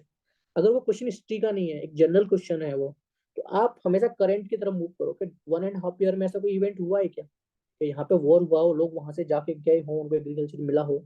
नहीं हुआ है ऐसा कभी, राइट। इवन इस स्टेटमेंट को भी जस्टिफाई नहीं कर रहा। Resettlement of large number of people uprooted from there countries, uprooted, right. तो ये एक खुद ही लैंग्वेज अगर आप देखेंगे तो लैंग्वेज भी बहुत इनफॉर्मल लैंग्वेज है, uprooted from their country due to war. तो वॉर से लोग अगर माइग्रेट हो रहे हैं तो आप उसको एग्रीकल्चर क्यों देंगे? बिकॉज एग्रीकल्चर एक जो है, आप उन्हें लेबरर के रूप में यूज कर सकते हैं, एग्रीकल्चर नहीं दे सकते उसको राइट्स के पॉइंट ऑफ व्यू से, तो गलत हो जाएगा। सेकंड, के many marginal farmers in areas, marginal farmers you know these are the small farmers, right? Marginal farmers in an area organize themselves into a groups and synchronize and harmonize selective agriculture operations. Small farmer है, marginal farmers है, वो क्या कर रहे हैं, आपको club करके क्या करेंगे, बड़ा लैंड बना लेंगे। स्मॉल फार्मर तो क्या हो जाएगा, लार्ज फील्ड हो जाएगा। वो किस लिए लार्ज फील्ड कर रहे हैं वो अपने आप को, just because they can use the capital agriculture equipment in a very good manner, right. जो आपको सीड्स खरीदने हैं, आपको क्रेडिट लेना है, वो आप इजीली ले सकते हैं। कैपिटल जैसे ट्रैक्टर है फॉर एग्जांपल, सीड ब्रीडर्स है, राइट, आप उनको यूज करने हैं आपको, तो स्मॉल खेत में आप नहीं कर पाएंगे अच्छे से, रादर देन लार्ज फील्ड्स में यूज कर सकते हैं, right. Still we are not right, this is right और रॉन्ग, बट हमने मार्क कर लिया कि इट कैन बी राइट और कैन बी रॉन्ग, बिकॉज हम और स्टेटमेंट भी देखेंगे, क्योंकि हम सर्टेनिटी नहीं है इसमें कि स्टेटमेंट राइट और रॉन्ग है। मेनी मार्जिनल फार्मर्स, ठीक है, यहाँ तक सही statement, in an area together makes a contract, यहाँ पे कॉन्ट्रैक्ट की बात कर रहा है, विथ ए कॉर्पोरेट बॉडी, इसके साथ कॉन्ट्रैक्ट कर रहे हैं corporate body, with surrender there land to their corporate body for a fixed term for which the corporate body makes a payment or agreed amount of the farmers, right? ये बात कह रहा है वो, तो I think we have read it in corporate farming, right. अगर मैं इसको टर्म बोलना चाहूंगा तो क्या बोलूंगा इसको, कॉर्पोरेट फार्मिंग होगी ना ये, राइट, बिकॉज ये ऑलरेडी स्टडीड इन एग्रीकल्चर, यार ये तो कॉर्पोरेट फार्मर है, कॉर्पोरेट फार्मिंग होगी, पर यहाँ पे तो ऐसा कॉर्पोरेट फार्मिंग जैसा टर्म कुछ है ही नहीं है। Rather he saying small farm and large field, दोनों में से अगर कंपेयर भी करेंगे तो ये ज्यादा जस्टिफाई कर रहा है स्टेटमेंट को। एक company extend loans, technical knowledge and material inputs, ठीक है, तो ये वन मोर और लेस इसी जैसा साउंड कर रहा है, राइट। तो आप इसको बेस्ट चूज करेंगे, बेस्ट है उसमें बी आ रहा है आपका, राइट। तो your answer should be B, right. Logic समझ में आया आपको, यस सर। राइट। तो कोई अगर टर्म आपको दे रहा है, उस टर्म को ब्रेक कर दीजिए और फिर ब्रेक करके आप ये देखिए कि कौन से स्टेटमेंट को ब्रेक कर रहे हैं। खासकर जो लार्ज स्टेटमेंट है ना, लार्ज टर्म है, वो तो और ही इजी हो जाता है सॉल्व करने के लिए। अगर कोई छोटा टर्म है वो तो भी डिफिकल्ट हो सकता है, बट अगर कोई लार्ज है आप इजीली उसको ब्रेक करिए और जस्टिफाई करके देख लीजिए इतने स्टेटमेंट में किस में जस्टिफाई कर रहा है, राइट। अगर आपके पास 6 ऐसे टर्म्स आ रहे हैं तो मोस्ट प्रोबेबली 4 आपके सही हो जाएंगे, राइट। 1 और 2 गलत हो सकते हैं, बिकॉज एग्जाम में also play with words, but most of the time they will be right.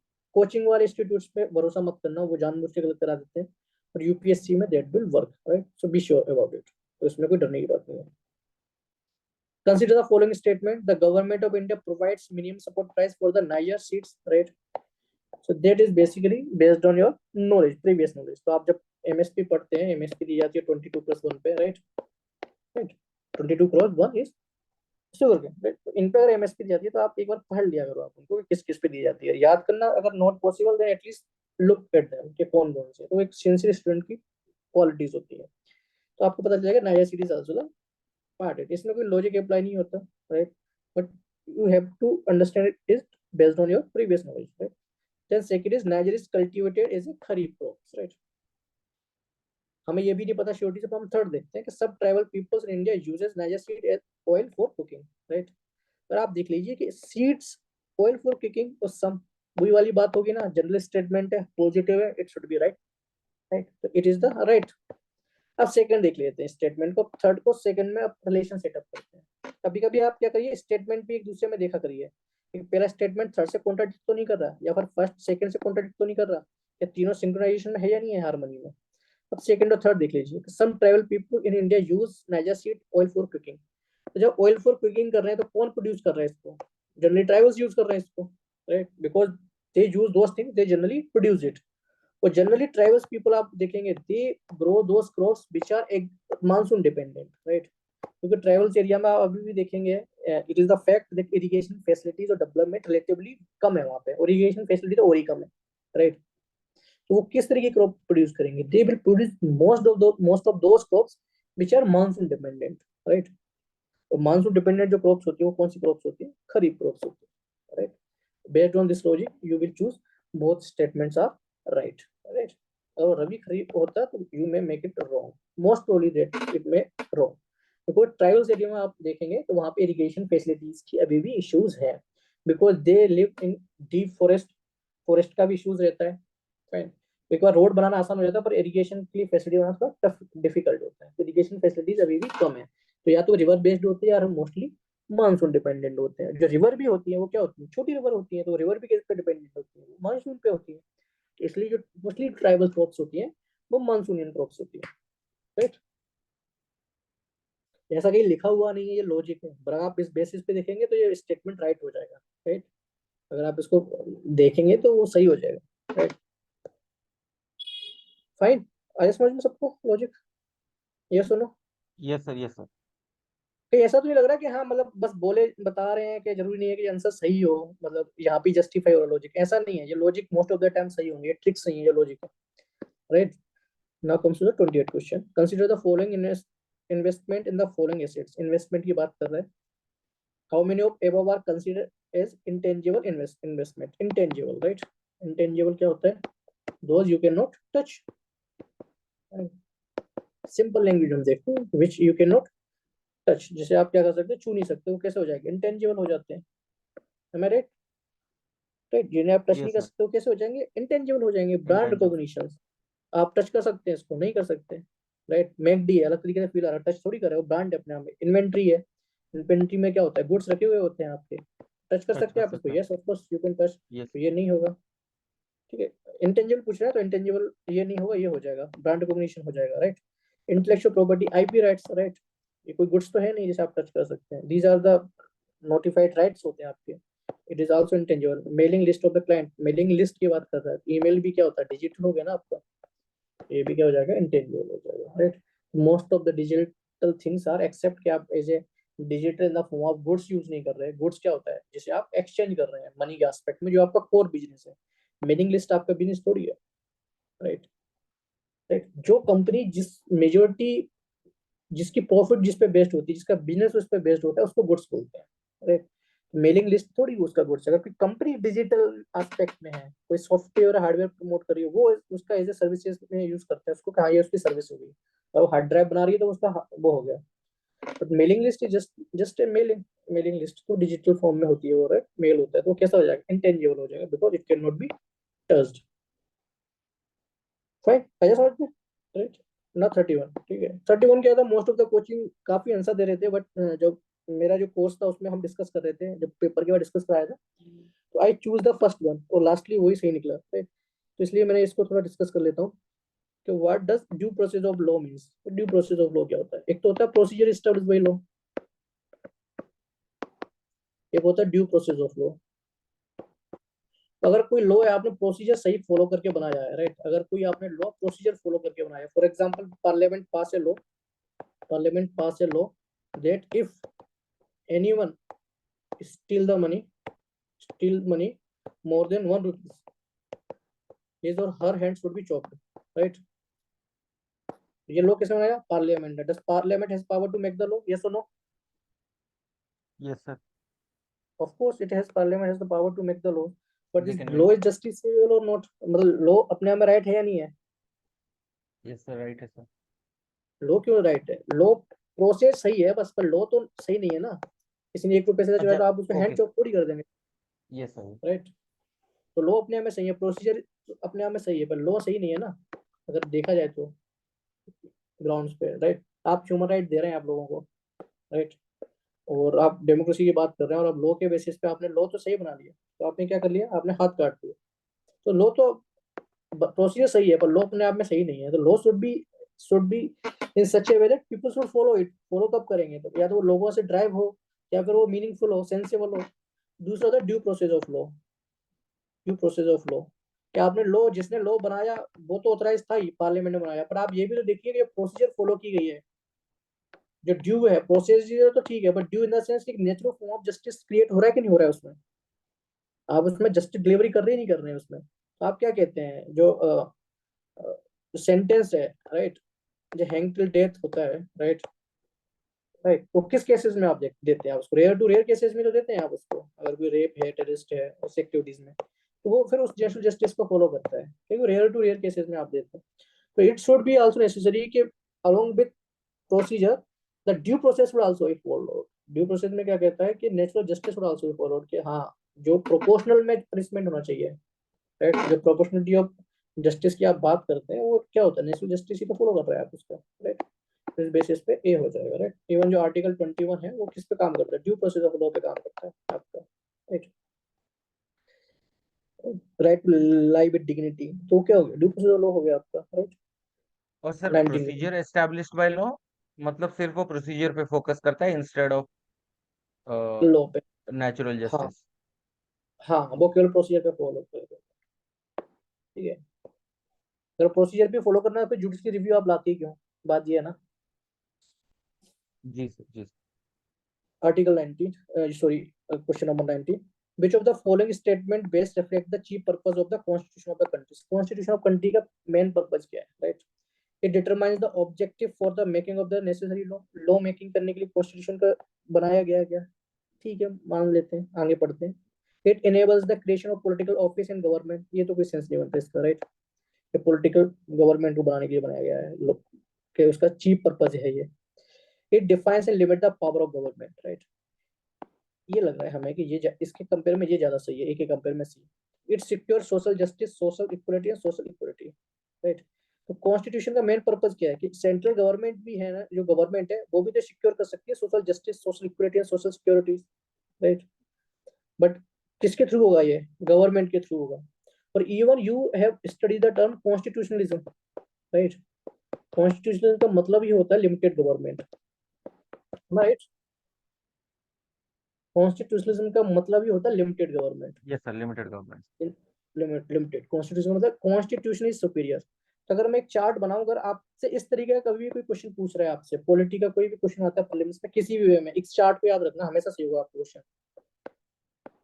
People, ठीक है, then constitution, then three government, right. Government, central government, judiciary और एग्जीक्यूटिव, राइट। तो यहाँ पे मैं क्या बोल सकता हूँ, लेजिस्लेचर बोल सकता हूँ यहाँ पर, राइट। लेजिस्लेचर यहाँ पे यूज कर देता हूँ, लेजिस्लेचर। इन तीनों को आप इक्वलिटी दे देना, मतलब सर चेक एंड बैलेंस है, तीनों में क्या है, चेक एंड बैलेंस है। इन तीनों से ऊपर क्या है, कॉन्स्टिट्यूशन, और कॉन्स्टिट्यूशन से ऊपर कौन है, पीपल, राइट। तो अगर जब भी कोई पॉलिटी का conceptual based, philosophical based question है, आप इस हमेशा इस चीज को याद रखना आप, कि अगर वो पहले पीपल की बात करेगा, पीपल को हमेशा प्रायोरिटी मिलेगा, उसके बाद कॉन्स्टिट्यूशन प्रायोरिटी मिलेगा, फिर इन तीनों में क्या होगा, इक्वलिटी भी होगा along with check and balance भी होगा तीनों में, राइट। फाइन। इस लॉजिक को अगर यहाँ पे भी अप्लाई कर सकते हैं, कॉन्स्टिट्यूशन है तो क्या पर्पज है, इन तीनों को क्या करना, चेक एंड बैलेंस करना है। तो अगर वो सेंट्रल गवर्नमेंट की जाए जुडिशरी होता तो भी राइट हो जाता, इसका भी होता तो भी राइट हो जाता, राइट। क्योंकि सोशल जस्टिस, सोशल इक्विटी तो एग्जीक्यूटिव भी दे सकता है, जुडिशरी भी दे सकता है, जरूरी थोड़ी गवर्नमेंट ही हो, राइट। तो कॉन्स्टिट्यूशन, राइट, तो इस बेसिस पे आप ये कर सकते हैं, okay. Fine. Now comes to the text question. Consider the following statement. If the election of the President of India is declared void by the Supreme Court of India, all the act done by him or her in the performance of his duty, office of President before the date of the decision become invalid. Right? वैसे तो constitution में clearly mention है, अगर आप article देखेंगे, refer किए ना, clearly mention है। अगर वो नहीं भी पता है आपको, फॉर एग्जांपल भूल गए आप, तो लॉजिक अप्लाई कर लो आप। इतना तो आपको पता होगा कि all the president is the head of state, head of state, ये तो यस पता सर। ही होगा सबको। और यस। जितने भी action of the state are taken international treaties होते हैं, और the executive actions are taken place in the name of the president, president के नाम पे, तो आप एक बात बताइए कि जब वो प्रेसिडेंट था उन्होंने इंटरनेशनल ट्रीटीज कर लिया, आपने उन्हें साइन कर लिया, और चीजें साइन हो गई, डू यू थिंक दैट कि अगर वो किसी भी बिल में अगर रिजेक्ट हो जाता है, बाद में डिस्क्वालीफाई हो जाता है, तो आपकी ट्रीटीज कैंसिल आउट हो जाएंगी? कोई सेंस बनता है इस बात का? उस नेशन की क्या क्रेडेंशियलिटी बचेगी, क्या क्रेडेंशियल बचेंगे उसके? नहीं बचेंगे ना, कि हायर कॉन्स्टिट्यूशनल पोस्ट पे पर्सन बैठा हुआ है जिसका ऑर्डर प्रेसिडेंट फर्स्ट है, जस्ट बिकॉज वो डिस्क्वालीफाइड हो गया तो क्या किया आपने, उसके सारे एक्शन वॉइड कर दिए। यस, तो ये तो नहीं हो पाएगा।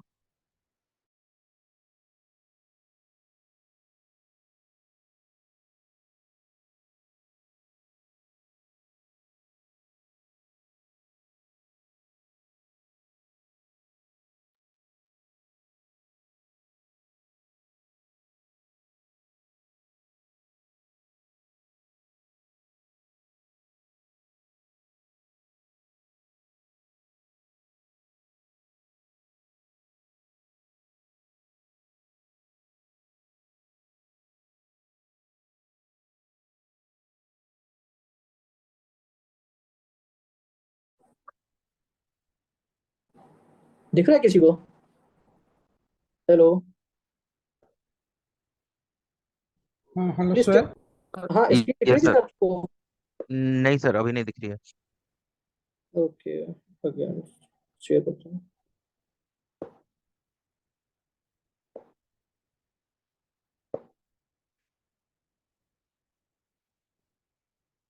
अभी आ रहा है आपको, बताइए? यस सर, अभी अभी आ रहा दिख रहा है सर। है, ओके फाइन। तो ये समझ में आया फिर आपको ये वाला लॉजिक? अ, सर और एक बार बता सर, फर्स्ट वाला तो गलत है ना सर? फर्स्ट फर्स्ट वाला स्टेटमेंट। गलत है, बट लॉजिक जो बताया वो समझ में आया आपको? अगर आपने नहीं डायरेक्ट सर, प्राइस वो देती तो। सुना ही नहीं दे रहा था सर। अच्छा, मैं ये कह रहा था और कि जो प्रेसिडेंट है वो खुद से एक्शन थोड़ी करते हैं, वो सारे actions are taken place on the advice of the council of minister, yes sir. Right? तो इन केस अगर वो डिस्क्वालीफाई भी हो जाते हैं तो उनके जो एक्शन किए हैं उनको तो आप इनवैलिड कर रहे हैं, बिकॉज उन्होंने खुद से एक्शन थोड़ी किया है, डिस्क्वालीफाई वो हुए हैं या पोस्ट से, बट सारे एक्शन जो किए गए थे तो काउंसिल ऑफ मिनिस्टर की एडवाइस से किए गए हैं ना। राइट। तो उसमें कोई सेंस भी नहीं बनता आपको डिस्क्वालीफाई करने के लिए। दूसरा, आप लॉजिक ये देखिए कि एक पर्सन है जो हाईएस्ट पोस्टेबल पोस्ट पे है, और all the action of the government और इंटरनेशनल ट्रीटीज हैं, एग्जीक्यूटिव एक्शंस हैं, they are taking place on the name of the president. तो आप, और इंटरनेशनल आपने साइन भी कर लिया एग्रीमेंट, ट्रीटीज भी साइन कर ली, और उस पर्सन को डिस्क्वालीफाई हुआ और आपने सारी ट्रीटी ऑटोमेटिकली कैंसिल डाउन हो जाती है। कोई सेंस बनता है इस बात का? नहीं बनता। राइट? तो इस बेसिस पे आप इसको गलत कर सकते हैं, but basically it is one of the statement of A article, right? तो सब आर्टिकल के स्टेटमेंट है ये, तो आपको आना चाहिए था, बट लॉजिक बताया मैंने कि और कॉन्स्टिट्यूशनल पोस्ट के एस्पेक्ट में भी आपको सेम लॉजिक अप्लाई करना है। Election for the post of the president of India can be postponed on the ground that some legislature assembly have been dissolved and election are yet to be taken place। ठीक, India के 28 states हैं, right? किसी अगर dissolve भी हो गया तो एक प्रेसिडेंट जैसी पोजीशन पे जिसके नाम से सारी चीजें कंटिन्यूएशन हो रही हैं, और कॉन्स्टिट्यूशन इटसेल्फ सेज दैट कि प्रेसिडेंट के टेन्योर होने से पहले आप इलेक्शन करा लीजिए, किसी स्टेट के लिए वो क्यों रुकेंगे? राइट? जब आपका जो फेडरल है वो भी टिल्टेड टुवर्ड द सेंटर है, राइट? तो गलत हो जाएगा, राइट? इवन आप प्रेसिडेंट भी अगर आप पढ़ते हैं, राइट, तो उसमें भी आपको ऐसे भी आर्टिकल्स नहीं मिलेगा, क्योंकि मोस्ट ऑफ द पॉलिटी का जो भी वर्क है स्टैटिक सेगमेंट का, वो लक्ष्मीकांत बहुत अच्छे से कवर करता है, so you can rely on it, no issues in it, right? ये गलत हो जाएगा आपका। When a bill is prescribed to the President of India, the Constitution prescribed time limit within which he or she has to declare his assent, right? ये बहुत ज्यादा debatable है, right?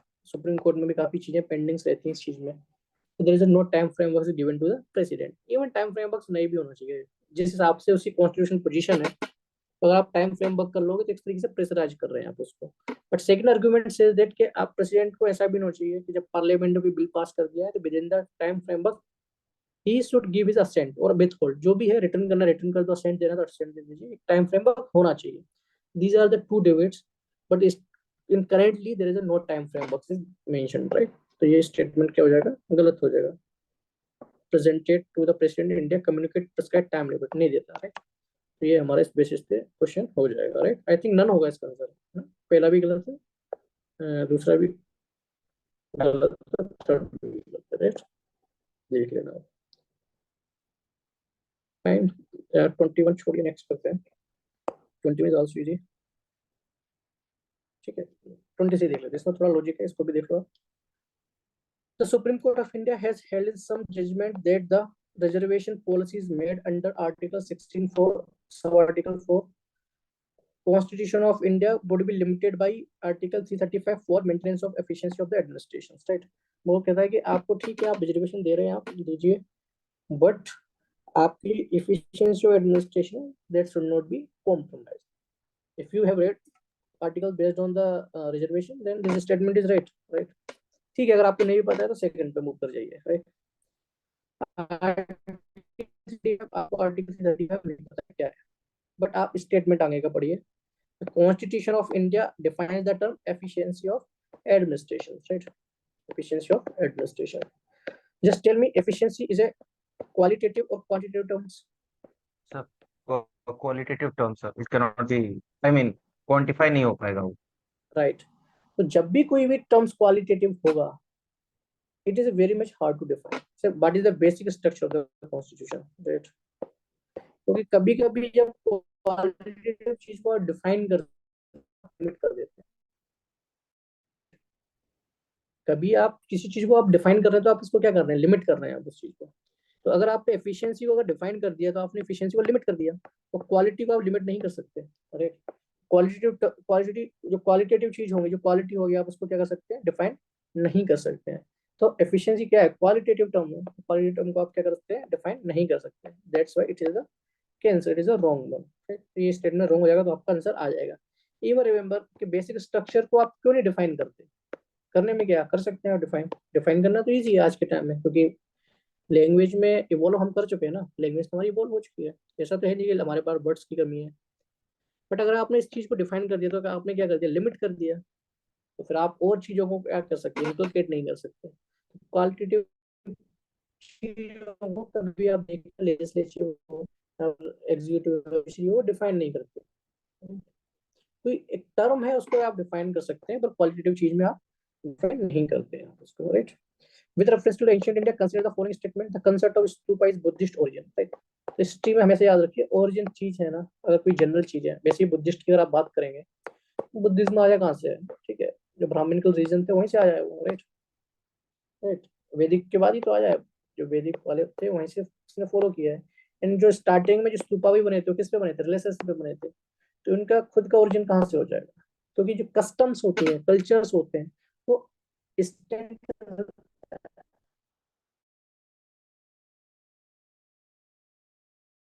Sir voice break हो रहा है sir, सुनाई नहीं दे रहा है। वो नहीं होता है, राइट, उसको स्तूपा बोलते हैं उसको। तो उनका खुद का ओरिजिन नहीं था, आप क्या ओरिजिन की बात कर रहा है।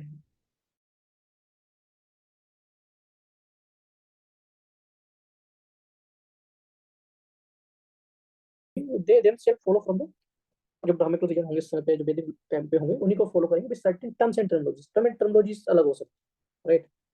बट जो कंसेप्ट ऑफ स्तूपा, कंसेप्ट की बात कर रहा है, तो कंसेप्ट को समझिए कि बहुत ही ज्यादा इवॉल्व चीजें हो जाएगी, मतलब बिल्कुल ही जीरो से इवॉल्व हो रही है वहां से। कंसेप्ट का मतलब बिगिनिंग, तो beginning is very hard thing. Beginning नहीं ला सकते, जब आप किसी चीज से खुद ही वो अलग हो रहे हैं आप, वहां से आप इतने शॉर्ट ड्यूरेशन में इवॉल्व नहीं कर सकते, क्योंकि स्तूपा जो स्टार्टिंग में बने थे वो किस रिलायंस भी थे बुद्धिस्ट के टाइम पे, तो इतने कम शॉर्ट ड्यूरेशन में आप खुद का कंसेप्ट नहीं ला सकते, राइट। तो ये थोड़ा डिफिकल्ट हो जाता है, राइट, कल्चर के एस्पेक्ट में। तो ये स्टेटमेंट क्या हो जाएगा आपका, रॉन्ग हो जाएगा। और स्तूपा जनरली जनरली बोल रहे हैं रिपोजिटरी ऑफ दिस रिलेशंस, ठीक है, तो ये राइट है, आपको मिल जाएगा कहीं भी बुक में, right. Motive and comparative structure of Buddhist tradition, ठीक है, तो ये भी राइट हो जाएगा, right. But stupa itself is not a Buddhist terms, right, तो हो जाएगा। ये क्वेश्चन तो सबको ही पता है कि सोल्स आर नॉट, तो आप ऐसे अगर क्वेश्चन करो, फिलोसफिकल क्वेश्चन है आपके, तो आप स्टेटमेंट में अप्लाई करके देख लीजिए। स्टेटमेंट में आप ये देख लीजिए कि ये स्टेटमेंट, ये गिवन इंफॉर्मेशन स्टेटमेंट को जस्टिफाई करती है।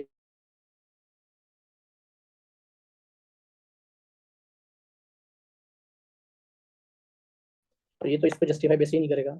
सेवन ऑफ बेजन ने तो सोल की बात करता है, but for the human aspect की बात करता है, राइट। तो जेनिज्म में ही है ऐसा जो सोल की बात करते हैं, बट सोल की जो डिग्री है वो वेरी करता है, राइट। तो ज्यादा इवॉल्व है उनमें कॉन्शियसनेस ज्यादा होती है, बट इवन जो एनिमिनेटेड और इनएनिमिनेटेड है दोनों में सोल्स होती हैं, राइट। ये हो जाएगा। Now this question consider the following statement in relation to the Janani Suraksha Yojana. जननी जननी जो जन्म देती है, राइट। और आप थोड़ा हिंदी भी आपको पता होना चाहिए, जननी, राइट। तो जो मदर है, बर्थ दे रही है, तो उसके आस्पेक्ट में कोई स्कीम्स है गवर्नमेंट की। It is safe motherhood intervention of the state health department, right. ये क्या है, सेंट्रल गवर्नमेंट की स्कीम है, हमेशा याद रखना। स्कीम सेंट्रल गवर्नमेंट की जननी सुरक्षा योजना। और अगर आप ये भी थोड़ा रीड आउट करेंगे तो ये स्कीम से आपको हर स्टेट में मिल जाएगी, with another name, right. Quite popular scheme है गवर्नमेंट की, मिनिस्ट्री ऑफ रूरल है आई थिंक इसका, राइट। तो ये सेंट्रल गवर्नमेंट की स्कीम्स है, अगर आप थोड़ा ऑब्जर्व करेंगे तो। It objective to reduce maternal and neonatal mortality among poor and pregnant women. तो जननी से ही पता चल रहा है आपको, प्रेग्नेंट वुमेन्स होंगी तो रिड्यूस मैटरनल, राइट। तो उनको जो बर्थ है कैसी डिलीवरी करनी है, उनकी इंस्टीट्यूशनल डिलीवरी करनी है उनकी, राइट। जिससे क्या होगा, मोर्टेलिटी, जो मोर्टेलिटी है वो कम हो जाएगी, न्यूनेटल और मैटरनल मैटरनल जो डेथ है वो क्या कम हो जाएगी। स्टेटमेंट राइट हो जाएगा based on this thing, right. अगर आपने पढ़ा that is totally fine, but आप लॉजिक लगा लीजिए कि जननी का क्या मतलब है। It aims to propagate institutional delivery, right. Two and third statement are justifying each other, right. It objective is to reduce maternal and neonatal mortality among poor pregnant women. तो poor pregnant है, अगर poor pregnant है, उसके पास, उनके पास क्या है, रुपए नहीं होगा। रुपए नहीं होगा तो क्या करेंगे, वो डिलीवरी ही में अच्छी डिलीवरी हो सकती है, क्योंकि प्राइवेट में नहीं आ सकते। इंस्टीट्यूशन में होता है गवर्नमेंट। गवर्नमेंट क्या कर रही है, इनक्रेज कर रही है कि आप आके, या तो होम पे सेफ नहीं है, राइट। न्यूनेटल डेथ हो सकते हैं, मिटल डेथ हो सकती है, लेक ऑफ द एक्सपीरियंस। तो अब क्या कहते हैं गवर्नमेंट कि आप जाइए institutional, in the sense government hospitals में जाइए, वहाँ पे आप भर दीजिए। भर देंगे तो क्या हो, कुछ रुपए भी उनको मिलेंगे, आई थिंक 2500 के आसपास कुछ रुपए उनको मिलता है, फाइन। तो इस तरीके से लॉजिक अप्लाई कर सकते हैं कि 2 और 3 statement are justifying each other. देखा ना आपने, 2 और तीसरा कर रहे हैं, एक दूसरे को जस्टिफाई भी कर रहे हैं। Objective includes providing public health facility to sick infant up to 1 year of age. ठीक है, तो जनरल की बात करें तो न्यूनेटल की बात करेगा, but up to 1 year better है कि अगर किसी और स्कीम में आप कर ले तो ज्यादा बेटर रहेगा, राइट। ये तो ये गलत हो जाएगा। इवन 0 to 6 है जो आपकी, जो आंगनबाड़ी का केंद्र होता है, राइट। अगर आपको ये पता है कि आंगनबाड़ी होते हैं वहाँ पे, तो ये more of the work should be related to the anganwadi, right. तो ये यहाँ पे गलत हो जाएगा, लॉजिक अप्लाई नहीं कर रहा वहाँ पे, तो this statement will be the wrong one, right. This question is anaemia मुक्त भारत। तो ये क्या दिखा रहा है, एनीमिया आयरन की कमी दिखा रहा है, आयरन डेफिशिएंसीज, राइट। ये स्टेटमेंट में आप देख लो, जो जो चीज आयरन से रिलेटेड होंगी या बर्थ से रिलेटेड होंगी, वो स्टेटमेंट आपके क्या हो जाएंगे, राइट हो जाएंगे। एनेमिक क्या होता है, mostly women in India are anaemic, nearly more than 60% women are anaemic. Male भी है, but male is relatively, women क्यों, because they have the monthly menstruation cycles, तो वो ब्लड में क्या होता है, हीमोग्लोबिन चाहिए होता है, राइट। उसके कारण उनमें ज्यादा एनेमिक होती है वो। तो इट प्रोवाइड्स प्रोफाइलेटिक कैल्शियम। दिक्कत आयरन की, आप कैल्शियम की गोली क्यों दे रहे हैं आप उसको, supplementation for pre school children, adolescent and pregnant women. Calcium की कमी है, बट एनेमिक के लिए नहीं है। तो एनेमिक के लिए आपको क्या चाहिए, आयरन का टेबलेट देना चाहिए आपको, right. It run A campaign for delayed code clamping at the time of child birth, right. तो डिलेड कोड क्लैंपिंग एक जनरल टर्म है, राइट। तो वो क्या होता है, उससे क्या होता है, जो बर्थ होती है वो थोड़ा बेटर वे में होती है चाइल्ड की, राइट। सर्वाइबिलिटी ज्यादा बढ़ जाती है, right. So you know, don't know with certainty this statement, so you can skip write it right now. It provides for periodic deworming to children and adolescent. तो ये सही लग रहा है, ठीक है। deworming is a good thing, कोई bad तो है नहीं है, positive है, you can make it right. It addresses no nutrition cause of anemic in endemic pockets with special focus of malaria, hemoglobinopathies and fluorosis. तो hemoglobin की बात कर रहे हैं यहाँ पे, right, and malaria, right. ये ब्लड से रिलेटेड ही है, एंड इवन हीमोग्लोबिन की बात करो, this statement will also be the right.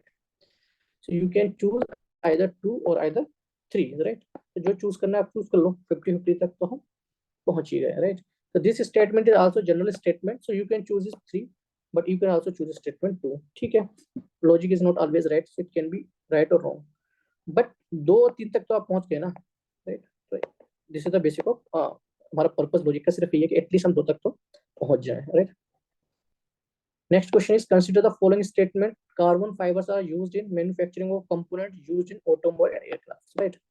Generally अगर कोई भी चीज है, right, नैनो पार्टिकल्स रिलेटेड है, हमेशा याद रखिए नैनो पार्टिकल्स। अगर आपको ये पता है carbon fibres are the nano particles, अगर कोई भी चीज नैनो पार्टिकल्स है या फिर एक इवॉल्विंग सब्जेक्ट है कोई भी, उसकी मल्टीपल एप्लीकेशंस होती हैं हमेशा, राइट।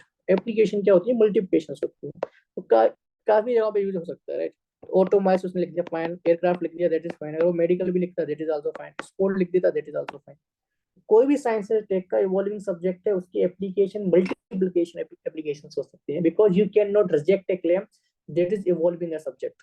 कोई सब्जेक्ट अगर इवॉल्व हो रहा है, आप उसका क्लेम कैसे रिजेक्ट कर सकते हैं, राइट? फाइन। तो उसको अगर आपको रिजेक्ट करना है तो फिर वो उसी चीज को रिजेक्ट करिए जो उससे रिलेटेड नहीं है, फाइन। बट अगर कोई साइंस से टेक की चीजें वो इवॉल्व हो रही है तो आप उसको नहीं कर सकते। Nano particles very much subject के जिसकी काफी ज्यादा एप्लीकेबल है। तो कार्बन फाइबर आपको इतना पता होना चाहिए, हाँ ये it is somehow somewhere related to the nano particles, right? तो एयरक्राफ्ट में यूज हो जाएगा, वेदर यू नो।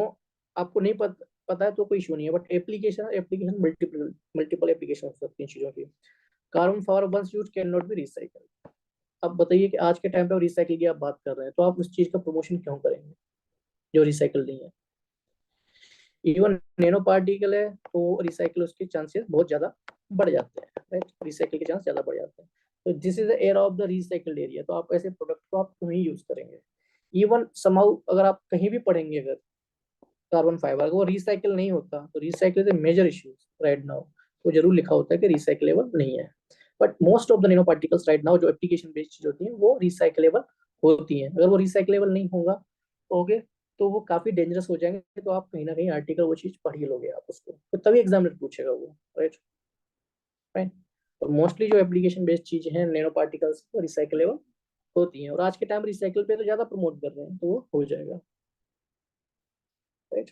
तभी तो आपने देखेंगे प्लास्टिक है तो आप रिसाइकल पे काम करते हैं, इलेक्ट्रॉनिक वेस्ट है उस पर भी रिसाइकल की बात कर रहे हैं, यहाँ पे बैटरीज है उसका भी रिसाइकल की आप बात कर रहे हैं।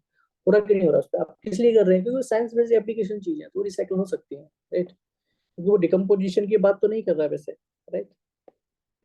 Now comes to the next question, they it is a very much important logic, right? कोई है या सभी लोग चले गए? नहीं सर, है सर। आई एम अभी आई नहीं। Think I am teaching to myself, ऐसा हाँ, तो नो नहीं नो है? सर, हम सुन रहे हैं सर। नहीं नहीं सर। ओके, ठीक है। नहीं वो सर, है एग्जाम सर। में काम करेंगे, यस सर, वो यस। मतलब काम करेंगे लॉजिक, कोई बात नहीं, right? This question is very much important question, right? आपका कोई भी साइंस वाली चीज है, आपका साइंस रिलेटेड क्वेश्चन है, वो साइंस की एप्लीकेशन बेस्ड क्वेश्चन है, राइट? साइंस की क्या है आपकी वो एप्लीकेशन है, हमेशा याद रखना। अगर कोई क्वेश्चन है वो साइंस की एप्लीकेशन बेस पे है, राइट? तो उसके जो बताए कि ये एक्टिविटीज वो करता है, जो एप्लीकेशन है जो एक्टिविटीज है, more than 99% this all statement will be right, right? तो इवॉल्विंग सब्जेक्ट ऑफ साइंस की बात कर रहा हूँ मैं, कोई भी इवॉल्विंग सब्जेक्ट ऑफ साइंस है और वो स्टेटमेंट अगर बता रहा है कि वो उस एप्लीकेशन के बारे में बता रहा है, बट आपको सिर्फ इस स्टेटमेंट का की टर्म पता करना चाहिए कि वो साइंस की किस एप्लीकेशन की बात कर रहा है, राइट? हमेशा देखो स्टेटमेंट किस क्वेश्चन।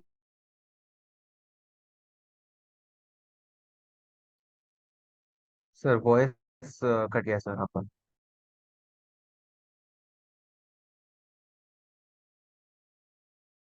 सर आपका वॉइस ऑडिबल नहीं है सर, सुनाई नहीं दे रहा है।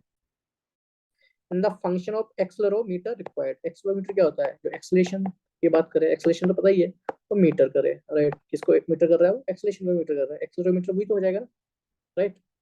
एक्सेलेरेशन क्या होता है? Change in velocity, change in time, ये तो होता है एक्सेलेरेशन। नाइन्थ का है वो तो yes sir. Science, right? Physics से change in velocity, change in time, इसका करेगा, मेंशन करेगा। इन द सेंस कि जहां पे भी मोशन होगा साइंस में, वहां पे ये स्टेटमेंट आपका सही हो जाएगा। कि डिटेक्शन ऑफ कार कोलिजन में क्या होता है? एकदम टाइम चेंज होता है, वेलोसिटी में होता ही होता है, right? This statement. Detection of accident free fall, change in velocity, free fall में क्या होता है? चेंज इन वेलोसिटी होता है, left out toward the ground, right? एकदम से गिरा, यहाँ पे एकदम से वेलोसिटी बढ़ जाती है। फ्री फॉल में क्या होता है? ग्रेविटी क्या हो जाता है? टेंस टू जीरो हो जाता है, और एकदम से करेगा तो वेलोसिटी क्या हो जाएगी? फ्री फॉल से एकदम से ग्राउंड पे जाएगी, तो वेलोसिटी चेंज इन टाइम ये भी हो जाएगा, हाँ यूज हो जाएगा। Detection of the tilt of the smartphone which result in rotation, rotation क्या तरीके की वेलोसिटी प्रमोट करता है, राइट? तो चेंज इन वेलोसिटी हो जाता है, तो तीनों में क्या हो जाएगा?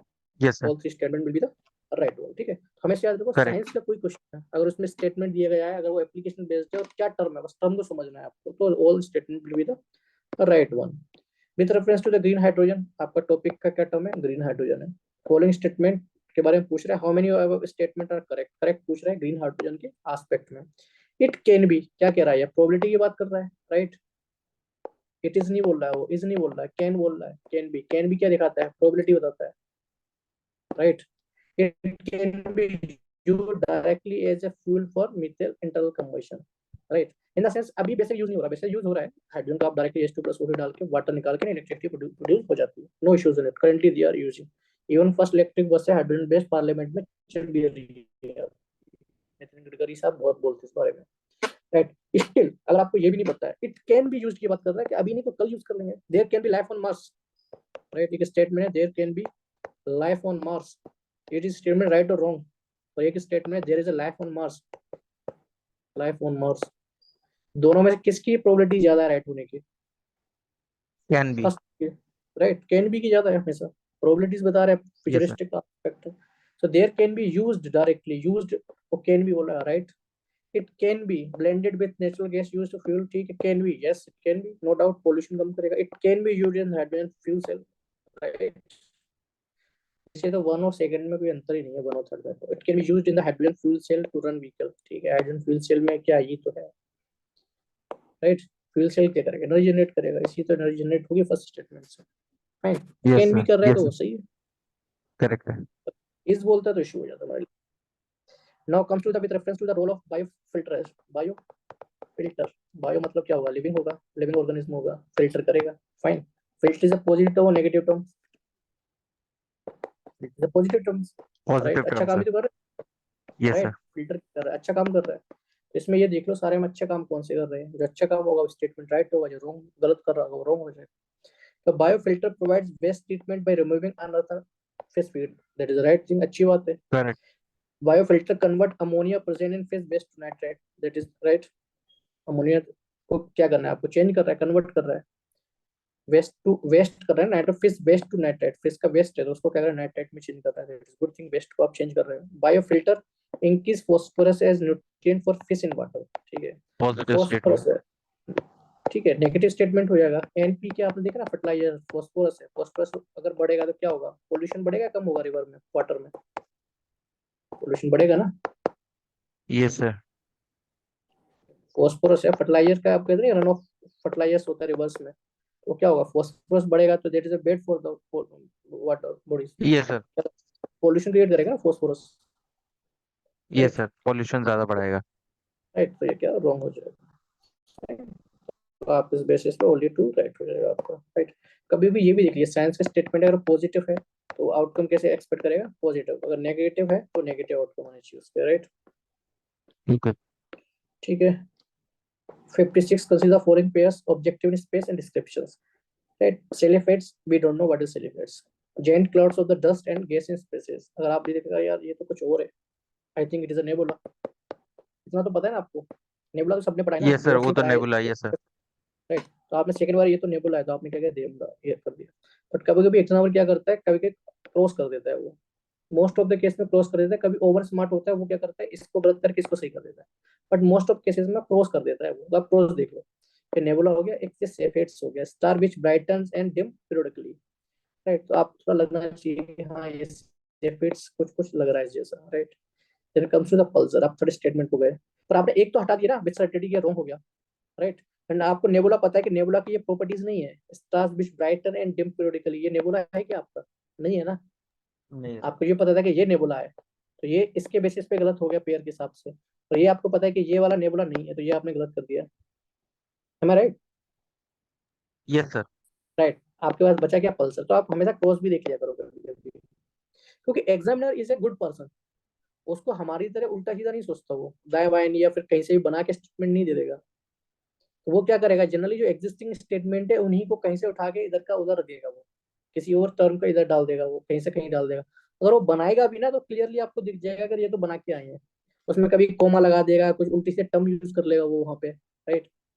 नहीं तो फिर कहीं का कहीं उठा के रख देगा वो, तो आपको दिख जाएगा कि this wall is not clear. Then pulsar, neutron star data formed when massive star run out the field and collapse, ठीक है? Pulsar is also form of the position for the black holes, so your third statement will only the right one, तो only one हो जाएगा, right? Ballistic missile, ठीक है, आज के लिए काफी इतना, वी विल लुक इनटू, ये देख लेते हैं क्वेश्चन, अच्छा क्वेश्चन, इसको देख लेते हैं। Micro satellite DNA is used in which the case of which of the following, कि माइक्रो सैटेलाइट का आप कहाँ पे यूज करते हैं, राइट? Micro satellite. आप देख लो, ब्रेक डाउन कर लो, साइंस टर्म्स को हमेशा ब्रेक डाउन करो। अगर जहां तक बड़ा स्टेटमेंट दिया तो आपके लिए सही होने के चांसेस बढ़ जाते हैं। तो क्या टर्म्स है? माइक्रो हो गया, सैटेलाइट हो गया, फाइन, और डीएनए हो गया, राइट। आपको ये तो पता चलेगा डीएनए की बात कर रहा है इन द सेंस कभी ऑर्गेनिज्म की बात करेगा, डीएनएस की बात करेगा तो लिविंग चीजों की बात करेगा। सैटेलाइट का काम क्या काम होता है? ऑब्जर्वेशन का काम होता है और कम्युनिकेशन का काम होता है। ये तो काम होता है सैटेलाइट का, राइट। तो कैसा है? Yes sir. माइक्रो है, ठीक है, ये समझ में आ गया। तीन चीजें हैं इसमें, माइक्रो मतलब वेरी स्मॉल, सैटेलाइट ऑब्जर्वेशन और कम्युनिकेशन, और डीएनए मतलब आपका DNA. Studying the evolutionary relationships among various species of fauna, ठीक है। स्टडिंग तो सैटेलाइट क्या होता है? स्टडी तो करता है, ऑब्जर्वेशन तो करता है। एवोल्यूशनरी डीएनए की बात करें तो एवोल्यूशनरी हो जाएगा। पर हम इस स्टेटमेंट को कभी भी स्टार्टिंग में राइट और रॉन्ग मत करिए, बस प्रोबेबिलिटी क्रिएट करिए कि yes this can be the right one, क्योंकि आपने अभी के तीन स्टेटमेंट नहीं पढ़े। Stimulate the stem cells to transform into diverse functional tissues, तो ये कोई सेंस नहीं बनता इसका। Your stem cell can not go for the diverse tissues, right. तो स्टिमुलेट की बात कर रहा है ना देन ऑब्जर्वेशन की बात कर रहा है। Promoting colonial propagation of horticulture plants, तो सेंस नहीं बनना ज्यादा इसका, ठीक है, compare to the first statement. क्योंकि डीएनए की बात करता है तो ठीक है कि कोई एवोल्यूशन की बात करता है, कम्युनिकेशन की बात करता है, राइट, क्लोन की बात कर रहा है कि assessing the efficacy of the drug conducting series of drug trial in populations, it is also not the fit one. तो अगर आप चार स्टेटमेंट में देखेंगे तो बेस्ट जो रिफ्लेक्ट कर रहा है वो वन कर रहा है आपको, जो सारे टर्म्स को प्योरली एक्सप्लेन कर रहा है। माइक्रो भी है, स्मॉल, राइट, सैटेलाइट ऑब्जर्वेशन करेगा, और डीएनए किसका करेगा? एवोल्यूशन की बात करता है, राइट। हेरिडिटरी चीज होती है डीएनए, तो एवोल्यूशनरी कहां से एवोल्यूशन हुआ उसके बारे में बात करेगा, fine. Now comes to the next question. Aerial metagenomic best refer to which of the following situation? Aerial पता है आपको, that is based on the air, right? Metagenomics, metagenomics, genomics वही सेम डीएनए जैसा चीज कुछ हो गया, जीन सिलेक्टेड हो गया ना, जीनोमिक्स जीन, ठीक है। मेटा क्या होता है? मेटा जो कहता नहीं, अभी फेसबुक का नाम रखा है, मेटा रखा है उन्होंने नाम, राइट। तो मेटा होता है कि जो बिगिनिंग का, जो स्टार्टिंग इवोल्यूशनरी जो चीज होती है उसको मेटा बोलते हैं, जो बिगिनिंग करते हैं, राइट। तो बस इतना पता होना चाहिए, एरियल जो हवा वाली बातें होगी किसी चीज की, मेटा बिगिनिंग है, और क्या डीएनए की बात कर रहा है, जीन की। Collecting DNA samples from air in हैबिटेटेड one, बस हो गया। एरियल मतलब एयर हो गया, कलेक्टिंग डीएल जीनोमिक्स हो गया, डीएनए कलेक्टिंग सैंपल्स, मेटा मतलब क्या होगा? बिगिनिंग का genomics, right. Understanding the genetic makeup of avian species of habitat, हाँ ये भी स्टेटमेंट एक तरीके से लग रहा है, राइट। ये दोनों एक दूसरे में सही लग रहे हैं। Genetic makeup, understand genetic makeup of avian species of A habitat, ये हैबिटेट की बात कर रहे हैं, राइट, राइट। तो दोनों स्टेटमेंट मोर और लेस सिमिलर हैं, but you have to choose on the example कि हाँ दोनों में से किसको चूज करना है। But it is more convincing collecting DNA, right, right. तो पहले आप क्या करेंगे? एरियल है तो आपको पता चलेगा एयर वाले कोई है, और उसमें क्या कर रहे हैं आप? सैंपल कलेक्ट कर रहे हैं आप उसमें, तो स्टार्टिंग जो बिगिनिंग फेज है ये, राइट। तो ये मोर कन्विंसिंग हो जाता है, बट एओबी में आप कोई भी यूज कर सकते हैं। Then she is using airborne device to collect blood samples from the moving animals, तो ये तो गलत हो जाएगा। ब्लड सैंपल्स की जब वो बात किसकी कर रहा है? जीनोमिक्स की बात कर रहा है, जीन की बात कर रहा है, right. Sending drones to the inaccessible areas to collect plant and animal samples from land surface and water bodies, तो ये तो कोई सेंसिबल बात ही नहीं कर रहा है यहाँ पे, राइट। ये भी गलत हो जाएगा।